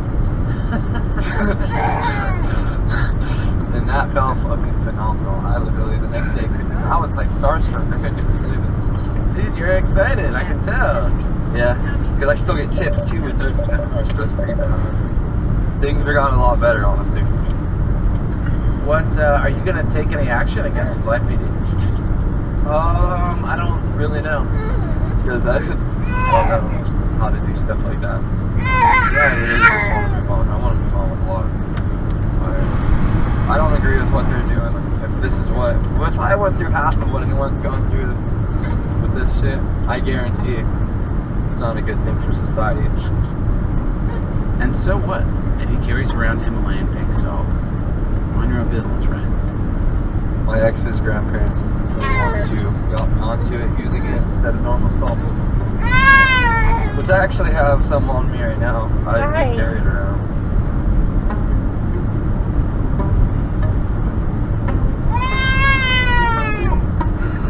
I don't know what she wants. Okay, Robs, please. What do you want me to do? I don't know. I can see you getting frustrated. No, I'm not. Okay. Sure? Yeah? This is 99% Invisible. I'm Roman Mars. When you're on a highway stuck in bumper-to-bumper traffic, all cities start to feel the same. It's easy to forget that you're in a particular place on the Earth's surface, a coast or a bay or a desert or a plain. Mexico City is one of the biggest, busiest, traffickiest cities in the world, but it's also a highland valley, over 7,000 feet in the air, surrounded on all sides by volcanoes. Sometimes these volcanoes spit up a little fire and smoke to remind people of the volatile geology all around them. But about a millennium and a half ago, a volcano called Chile fully erupted. Molten lava poured into the valley, destroying an indigenous city and covering 30 square miles in a bed of volcanic stone. Today, most of this lava field has been paved over, with roads and buildings and parking lots devoured by the largest city in North America, Mexico City. That's producer Emmett Fitzgerald. But in the midst of all this urban sprawl, there's one spot where you can still get a good look at that old volcanic rock. So you can see now, 2019, rocks that are exactly the same as 1,600 years ago. This is Pedro Camarena. He's a landscape architect, and we're in the Pedregal de San Angel Ecological Reserve. It's a small park in South Mexico City that contains the last remnants of the old lava field. Looking down at the ground, you can see swirls and folds in the rock, how the lava was moving as it cooled all those centuries ago. Yeah, you can see that ripples. Yeah, oh yeah. In Spanish are cordones. In English, El Pedregal means the rocky place, and it's a fitting name. The ground here is made of purplish black stone and covered in bright green lichen. Dry brown grasses are growing up through the cracks, but Pedro says that when the seasonal rains come, this whole landscape will transform. In rainy season, it turns green and a lot of colors, from orange, red, yellow, purple, blue, a lot of wildflowers, so this is beautiful. Pedro Camarena is probably the Pedregal's #1 fan. Here in the Pedregal there are 300 of different species of plants. There are 2 or 3 endemic species. Only here, this place, you can find that. One is an orchid, and the other one is... We back to back. There's also a tiny little frog. That only appears in the rainy season, but by night. But some nights, you can stay here in this place and listen to the frog, the little frog. Very, it's magical. And many people, even me, are very crazy about this landscape. Pedro is not the first architect to fall in love with the Pedregal. Back in the 1940s, this lava field became the muse of the great Mexican modernist Luis Barragan. Barragan is a giant of Mexican architecture. He's famous for designing simple cubic houses painted with bold, bright colors, yellows and reds and fuchsias. His vivid, single-color walls are like the perfect Instagram background. And Barragan designed some of his most interesting houses among the rocks of the Pedregal. But in attempting to build harmoniously with this volcanic landscape, he may have accidentally led to its demise and contributed to an ecological crisis that threatens the future of the entire city. The red outside. Luis Barragan moved to Mexico City from Guadalajara in the late 1930s. The city was in the middle of a building boom, and amidst all that construction and growth, the Pedregal, about 10 miles south of the city center, was one of the few places that remained completely undeveloped. Barragan used to explore the lava field on weekend hikes with his artist friends. Barragan, like a lot of other artistically minded people, including Diego Rivera, became enamored of this place. This is Keith Egner. He is an architectural historian at the University of Oregon who wrote a book about Luis Barragan. He says that Barragan fell in love with the Pedregal for its physical beauty, but also because the landscape felt distinctly Mexican. It was a place that the Spanish had never tamed, had never colonized. It was a place with, views of the volcanoes that were so central to a lot of, Mexican mythology, Mexican history. And Barragan decided to build there. He came up with the plan of building houses, modern houses, and gardens on this, again, very distinct volcanic site. He called the project Los Jardines del Pedregal. For years, this uneven, rocky landscape deterred would-be developers, but Barragan saw the lava as an asset. And rather than breaking up the lava and carting it away and trying to, level off the ground as other people might have done, Barragan, developed this idea to keep much of the lava and the native vegetation in place.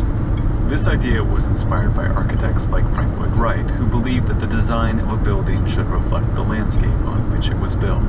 Just as Wright designed his famous falling water house around the spectacular waterfall in Pennsylvania, Barragan wanted to design homes inspired by this majestic lava field. And so he decided that all houses in the Pedregal should be simple and modern and made from basic local materials. Streets should follow the natural contours of the rock, and lots should be kept really large, as much as 30,000 square feet. And that houses only take up a relatively small percentage of those lots. The rest to be left to gardens. Barragan was obsessed with gardens. This could be apocryphal, but supposedly he used to say, "I don't build houses with gardens, I build gardens with houses." And he wanted the gardens of the Pedregal to be odes to this unique volcanic landscape. A substantial portion of the original lava should be left on site, and only small patches of lawn might be used. Distinct native trees and shrubs were to be left in place and cultivated. Barragan began working in the Pedregal in the late 1940s. His first houses were carefully nestled among the rocks and integrated seamlessly with the volcanic landscape. The gardens featured little stairways cut into the stone that allowed you to move through the space. There's even a spot in one of the houses where a huge piece of lava comes through the wall. Weird, eh? And if all this sounds pretty expensive, well, it was. Barragan's goal was to convince wealthy professionals to escape the crowded, noisy city center in favor of the fresh air and beautiful scenery of the lava field. And he hired a photographer named Armando Salas Portugal to really capture the vibe. Salas Portugal's beautiful photos of well-to-do Mexican families wandering through the rock gardens helped sell Barragan's lava lifestyle to the Mexico City elite. You can live in the paradise, very exotic place with a lot of lava. Here's Pedro Camarena again. Nobody's around you. You came with your Cadillac 57 or your Buick 59, and you look like Cary Grant or something like that. So many people will say, yes, we want to live like that way, no? I mean, it sounds pretty cool to me. Right? You're living in this rugged wilderness, just a short drive from your downtown office job, like a sophisticated cowboy. Yeah, but you comes with a Cadillac instead of a horse. If I have money at that time, I for sure bought a house in the Pedregal, of course. If you aren't able to visit Mexico City, Armando Salas Portugal's photographs are probably the best way to experience Barragan's architecture and his vision of harmony between building and landscape. But the truth is, that vision never really came to pass in the real world. In the early 1950s, Barragan got bought out of the project. And soon, all his utopian ideas about how the landscape should be developed went out the window. The city was growing at a breakneck pace, and here was this source of cheap land. And so you can see in these aerial photographs, El Pedregal in 1950, there's a few houses and roads there. By 1959, the place is densely packed with houses and very much built up. The houses got bigger, and the gardens got smaller, and newcomers to the area didn't seem to share Barragan's reverence for the lava. They covered up the rocks with driveways and lawns, and gardens full of non-native plants. And it's easy to think about this story as a kind of eco-architectural paradise lost, in part because of the way people talk about Luis Barragan. He's kind of come down to us in the the architectural hagiography and in the literature as this this mystic monk, sort of remote from modern life in many ways. And there's certainly truth in that. But at the same time, he was also a very successful businessman, even a rather rapacious real estate developer. Egner says that Barragan knew what he was doing. That paradise was always very ephemeral. It was never really meant to last. And again, I don't think Barragan really expected it to last. Between the 50s and the 80s, nearly the entire lava field was developed. Today, about 500,000 people live on top of the Pedregal.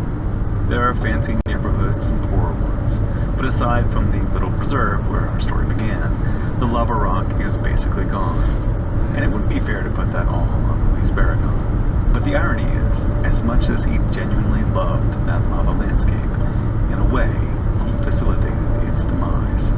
That project of beautiful houses in Jardines del Pedregal, they trigger the urbanization in South Mexico City, and then start to urban develop this area. And that's the fatal error. Pedro Camarena thinks that developing El Pedregal was a fatal error, not just because the rocks look pretty or were home to some cool plants and animals. He says that covering up this unique geology contributed to a deeper problem, an ecological crisis that's playing out in Mexico City today. A crisis rooted in the city's extremely complicated relationship with water. Yeah, for Mexico City, the trouble with water is quite complex, and it all starts in the moment that someone decided to build a city upon a lake. This is Loretta Castro Reguera. I'm Loretta Castro Reguera. I'm an architect and an urban designer, and I do design for the city and design with water. Castro Reguera says that the Valley of Mexico is actually more of a basin. It's a closed basin. It's like a bowl, which has no natural water exits. So when it rains, all the runoff concentrates in the lower areas of the basin, and this bowl starts filling up. For centuries, the basin was filled with a series of rainwater lakes. The Aztecs built their capital, Tenochtitlan, on an island in the middle of one of those lakes. They built causeways and canals and floating gardens. It was like the Venice of Mesoamerica. But when Spanish conquistadors sacked Tenochtitlan, they rebuilt the city as if it was just any old city in Spain, with a centralized grid. So that's when real trouble starts happening. Nearly every year when the seasonal rains came, the colonial city would flood. And we're talking serious flooding. After the flood of 1629, Mexico City was underwater for 4 years. And in that moment, the government, the viceroy, decided to open the first canal that would start draining the lake system. Over the course of the next several centuries, Mexico City built an elaborate system of tunnels designed to evacuate rainwater out of the basin and prevent flooding. Little by little, the city drained the lakes and expanded out over the dry lake bed. But Mexico City also suffers from a second water problem, one that seems almost paradoxical. Even as it gets inundated every year with rains and floods, the city is running out of water. In the middle of the 20th century, Mexico City's population exploded, and all of those people needed to drink. The seasonal rain could have provided a reliable source of fresh water, but Mexico City had just built a massive system of infrastructure designed specifically to get rid of it. And now, with the 23 million inhabitants in the city, there's not enough drinking water to satisfy the necessities of all this enormous population. Today, many neighborhoods in Mexico City don't have reliable running water. And then when the rainy season comes, those same neighborhoods get far too much water all at once. So we live in this paradox of urban floods and water scarcity. To solve the scarcity issue, the city took two approaches. They piped water in from far away, and they pumped it up from the aquifer below ground. Which in turn created a third problem. In the early 20s of last century, some engineers saw that the city was sinking. This is Manuel Perlo Cohen. He's director of the Institute for Social Research at the National Autonomous University of Mexico. Some buildings sank 5 centimeters per year, and some of them 10. The reason was pretty straightforward. As more and more people took more and more water out of the aquifer every year, the muddy lake bed soil began to crack and crumble like a stale cookie. And that's why the city began to sink. Today, Mexico City is pumping water out of the aquifer twice as fast as it can replenish. And the city has sunk about 30 feet over the past century.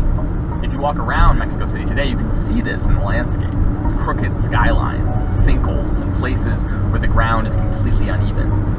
Mexico City is flooded, thirsty, and sinking.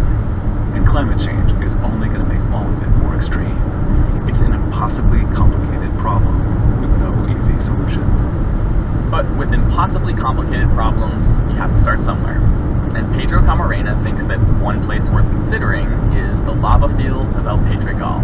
So let's take a look. What is the Pedregal? I'm going to show you. I'm going to show you why this water runs very, very easy in this lava field. Pedro is one of several architects who have started thinking about ways the city could recharge its groundwater aquifer. In most places, recharge just isn't possible. The ground beneath the old lake is made of clay that retains water on the surface and prevents it from flowing underground. But in a few places around the edges of the old lake, the landscape is rocky and permeable. And you think El Pedregal is probably the best place? It's the best place, of course, because lava fields are the most permeable geology on Earth. Back in the Pedregal ecological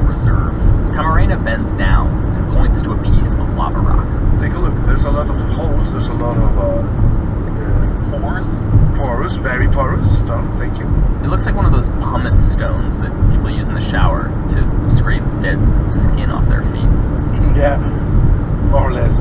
Pedro says that for years, when rain fell on the Pedregal, the water would easily trickle down through this porous stone into the aquifer below ground. Can you think if came a big storm, you think you can find a lagoon here? Of course not.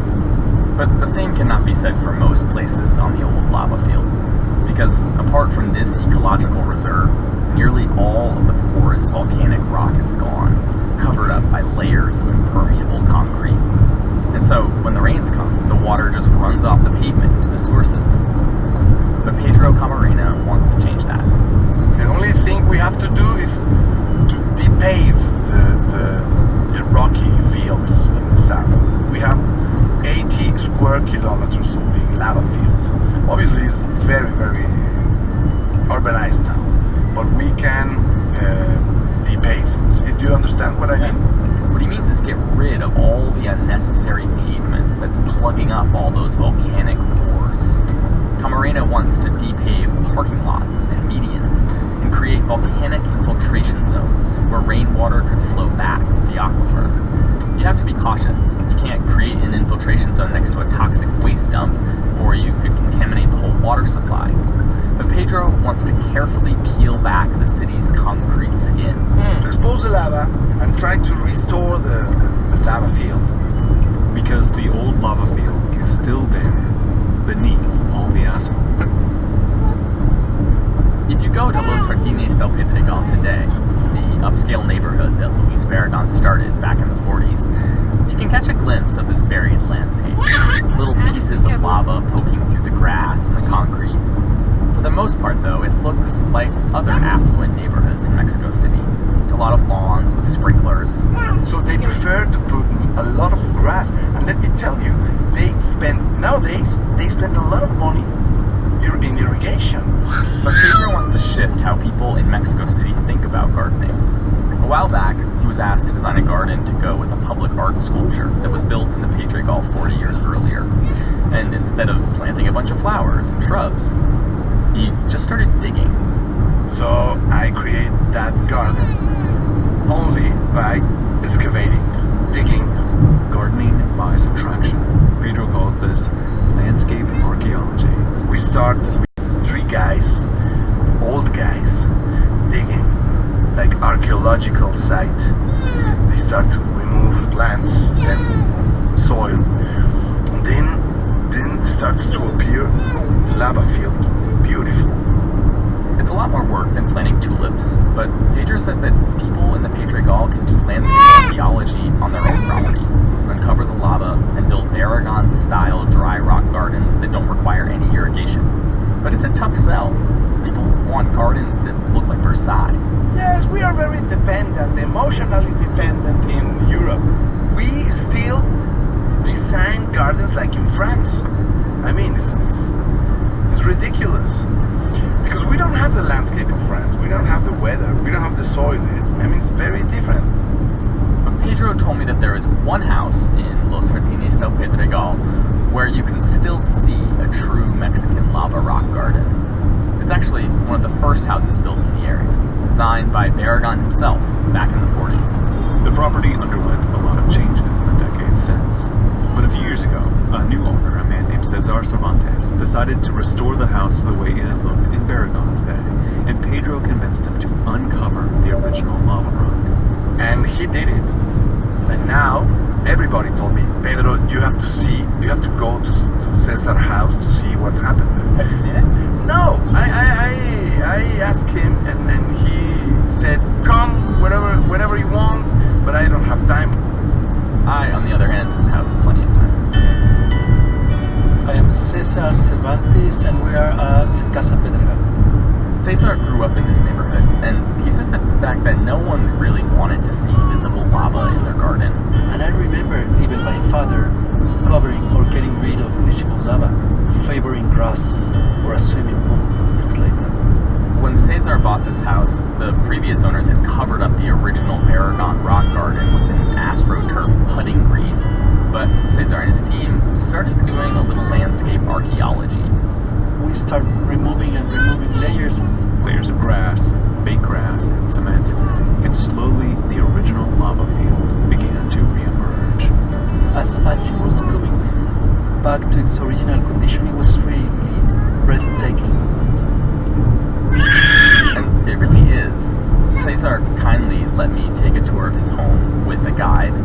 Mariana Esqueda.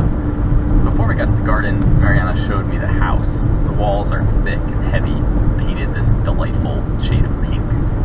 As she opened the door, I was yammering on about something or other, and the house kind of took my breath away. The project, the gardens of Pedregal, like what was he trying? Wow. It sounds so quiet. Yes, I know. It's one characteristic of Oregon. No, you can feel the silence, the tranquility. Yeah, it feels almost like a church. After showing me around the house, Mariana led me out back to the garden. We scrambled down a rocky path, and then suddenly we're surrounded on all sides by porous black lava. It was unlike any garden I've ever been in. More like a nature preserve filled with Mexican plants and animals. Like succulents, like cactus. I mean, look, there's like lizards right there. Yes, have many lizards everywhere. It feels wild. Yes, completely wild. It's really beautiful. Cesar says that when his neighbors first saw the rock, it was clear that they didn't even know they'd lived on top of a lava field. They said, what did you do here? Where did you bring this lava from? Or how did it appear here? But Pedro Camarena hopes that if more people see these rocks, maybe they'll follow suit and dig up the lava in their own backyards. Rock gardens in rich neighborhoods are not going to solve the water crisis, not even close. But every bit of lava that gets uncovered is a tiny step in the right direction towards rebalancing the city's relationship with its groundwater.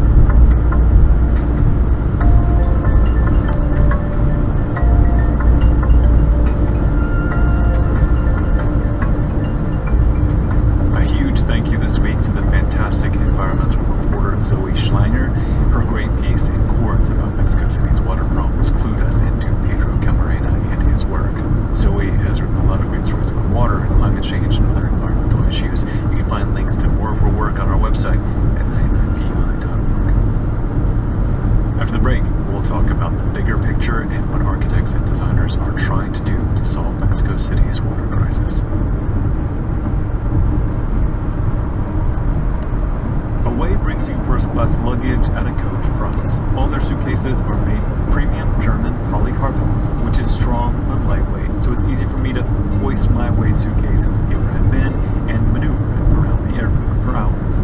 Choose from 9 colors and 4 sizes for journeys of all lengths, and both of the carry-on sizes can charge anything that has a USB charging port. Try one out now. For $25 off a suitcase, visit awaytravel.com/99 and use the promo code 99 at checkout. That's $25 off a suitcase at awaytravel.com/99.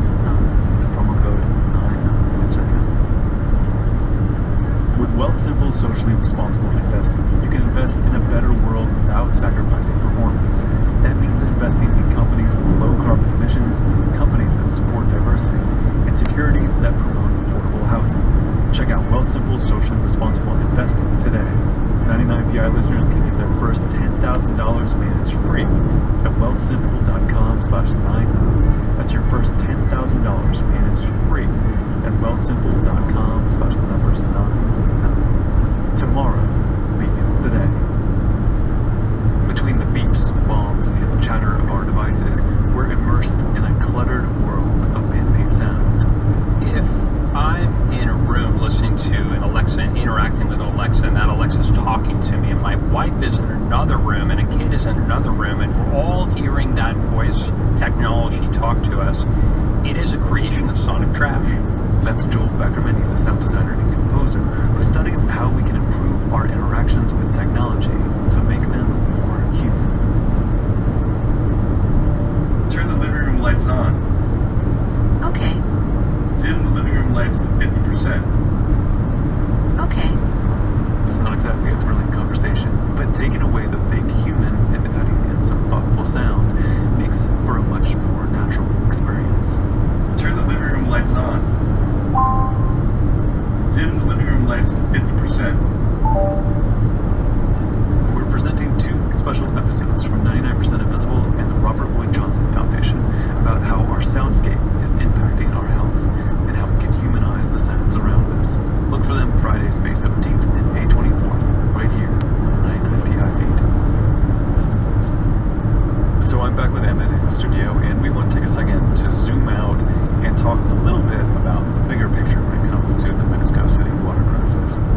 And if you talk to Loretta Castro-Reguera, who's one of the architects that we heard from in the story, she'll tell you that it's a question of design.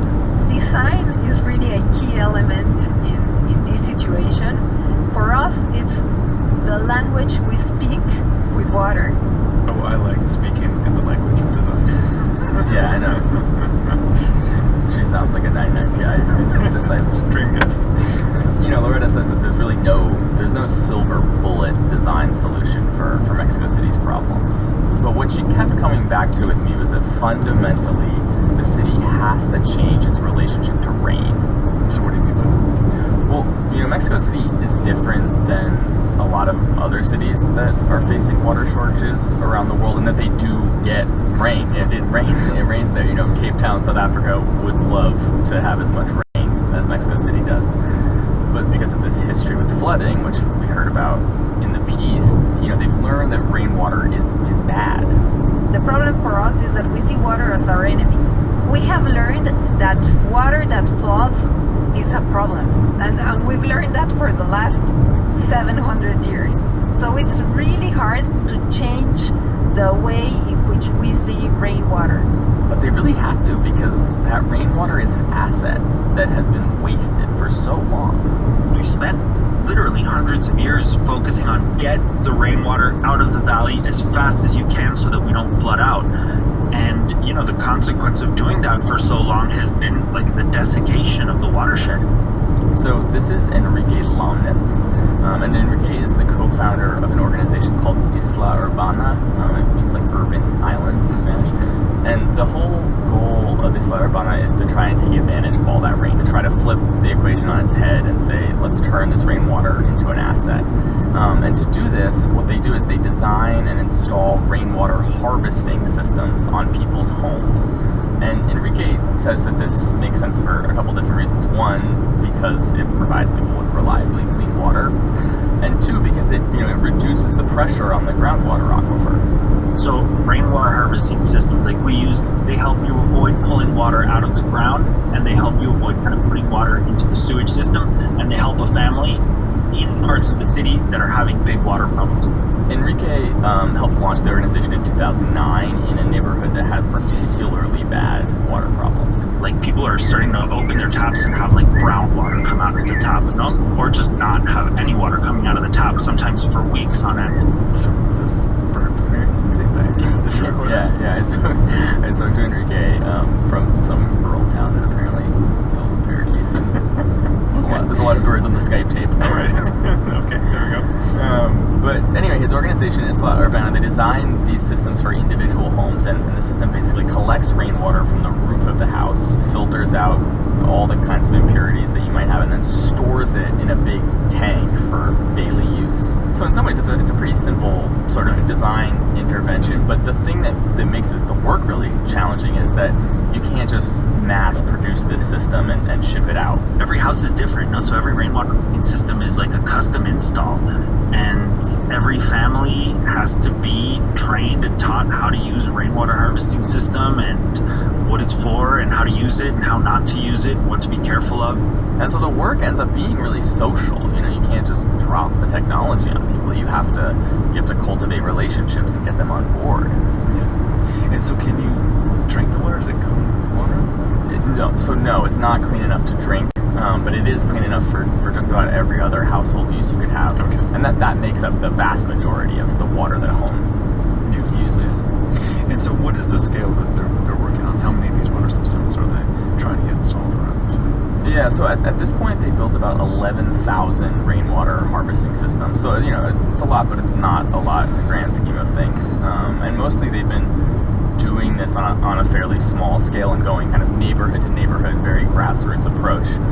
But things, even in the last couple of years, are really starting to scale up. And Mexico City just elected a new mayor. Her name is Claudia Sheinbaum, and she's a scientist who spent her whole, a scientist being elected mayor of a city. It's not the normal background for a political candidate in any country, really.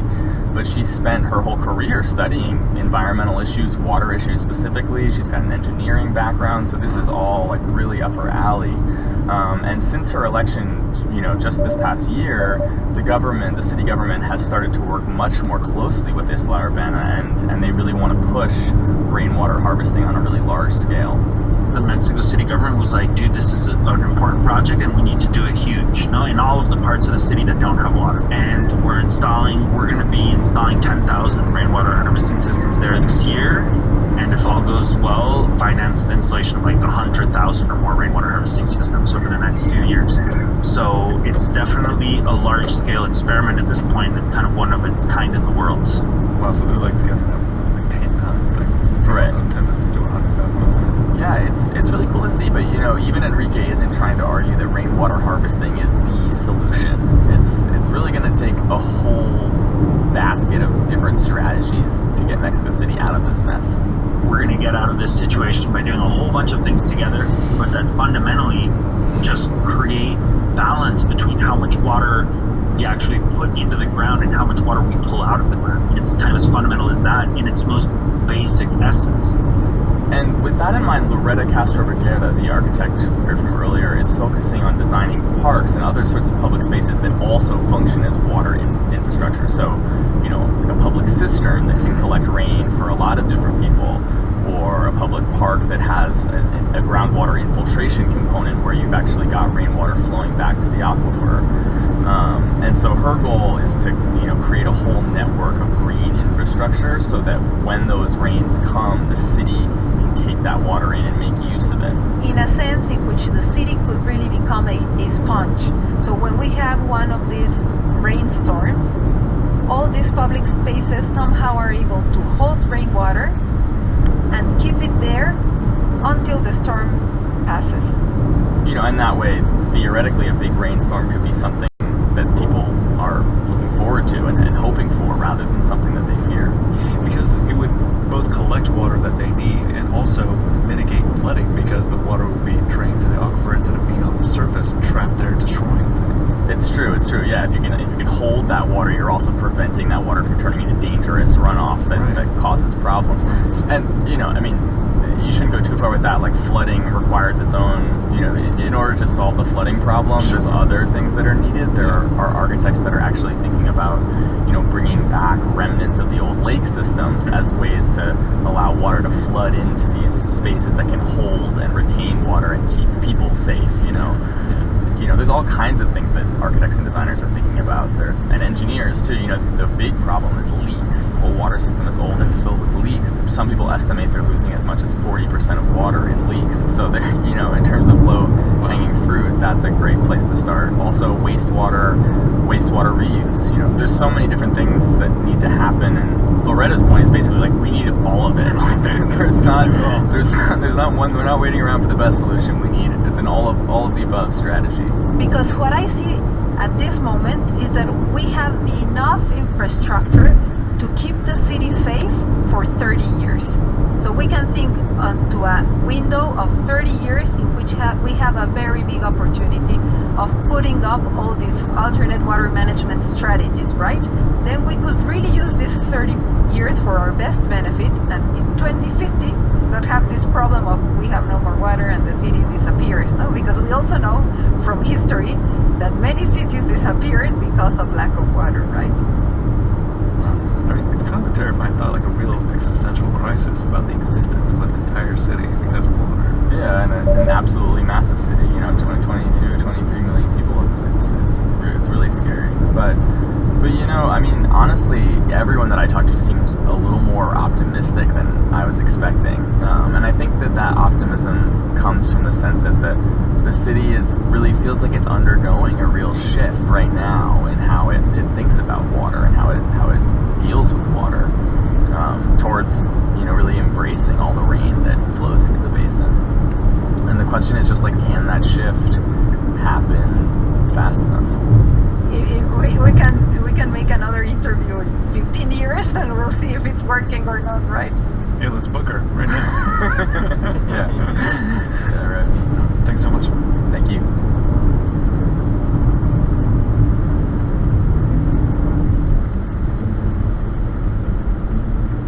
99% Invisible was produced this week by Emmett Fitzgerald. Mix and tech production by Sharif Youssef. Music by Sean Real.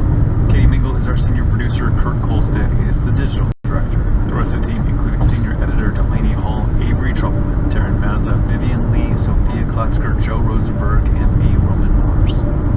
This episode was supported by the Alfred P. Sloan Foundation, enhancing public understanding and engagement with science and technology. More information on Sloan at sloan.org. We are a project of 91.7 KALW in San Francisco and produced on Radio Row in beautiful downtown Oakland, California.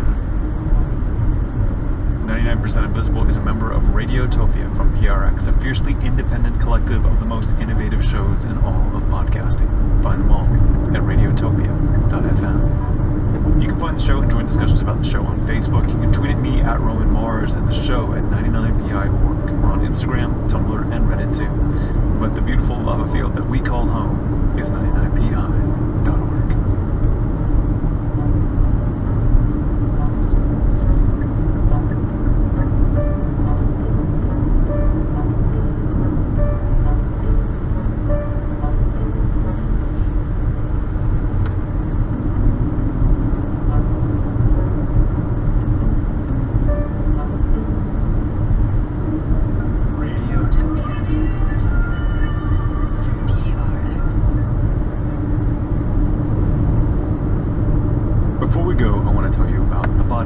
Start en route to 1091 Chaplin Street West. It's a 5-part series from Bellevue. Turn right onto Grid Road 625 towards Patera, then turn left onto North Railway Street West. A Radiotopia show, The Truth. The Body Genius is a dark comic mystery that winds through a treacherous, fictionalized Hollywood, where looking the part might cost you your life. You know how sometimes... In 300 meters, turn left onto North Railway Street West. Famous actor has to get really jacked to play a superhero. Just a different route then? No, we'll stop there a weight stretch. to play a prisoner or a psychopath. Or put on 50 pounds all of a sudden to play like a dad. And we need gas anyway. I'm a Hollywood trainer, and I specialize in that stuff. And I want to call... Actually, if I'm being honest, I want to call I'm Paul one of the main guys who knows how to do that kind of thing. A few days ago, Wesley Stern, an actor that I was helping to get huge for an action movie called Immortal Cop. Turn left onto North Railway Street, in 1.6 kilometers, turn right onto 11th Avenue Northwest. Called Immortal Cop, was found dead in my private gym, crushed inside a high-tech weight machine. Even worse, the cops think that I had something to do with it. I was a kid listening to the radio I need to stories clear on the my radio name. ghost stories. Somebody out there killed Wesley, and I'm gonna do whatever it takes to find them. The final episode of The Body Genius drops on May 30th. Binge all 5 parts on thetruthpodcast.com. You know when you're endlessly scrolling social media and suddenly you see it? It's your friend Dylan in Hawaii on another vacation. What do? You hate like his photo and immediately go to Hotels.com and book a vacation so epic, so awesome, so sweet that your friends will hate like your trip. Hotels.com. Be there, do that, get rewarded. Have you heard about Slate Day? In 500 meters, turn right onto 11th Avenue Northwest. Together a whole full day of live podcasts and fun experiences in New York. I'll be there talking to Joel Anderson, new host of Snowbird's 3rd season of the murders of Biggie and Tupac. We'll talk about our work and what's ahead on our shows. This special conversation is free for Slate Plus. Turn right onto 11th Avenue Northwest, then turn left onto Herbert Street West. And those are all access passes. For more information and tickets, go to slate.com/live. Turn left onto Herbert Street West, then turn right onto 10th Avenue Northwest. When I was growing up watching TV, Stay in the left lane. there's a lot of sort of one-note depictions of what it meant to be a black man. In 250 meters, turn left onto petrol here, Chapel hun. Street West. And let you plug it in for a bit. I think that on the one hand you had, I don't need to ask, I just do it. in many ways, the And if they golden tell me to age unplug it, I black say, okay, sitcom thank was you. the 90s. You had Living Single, you had Martin. Really? You had, Yeah. I'm not going to ask permission, Mom. Oh.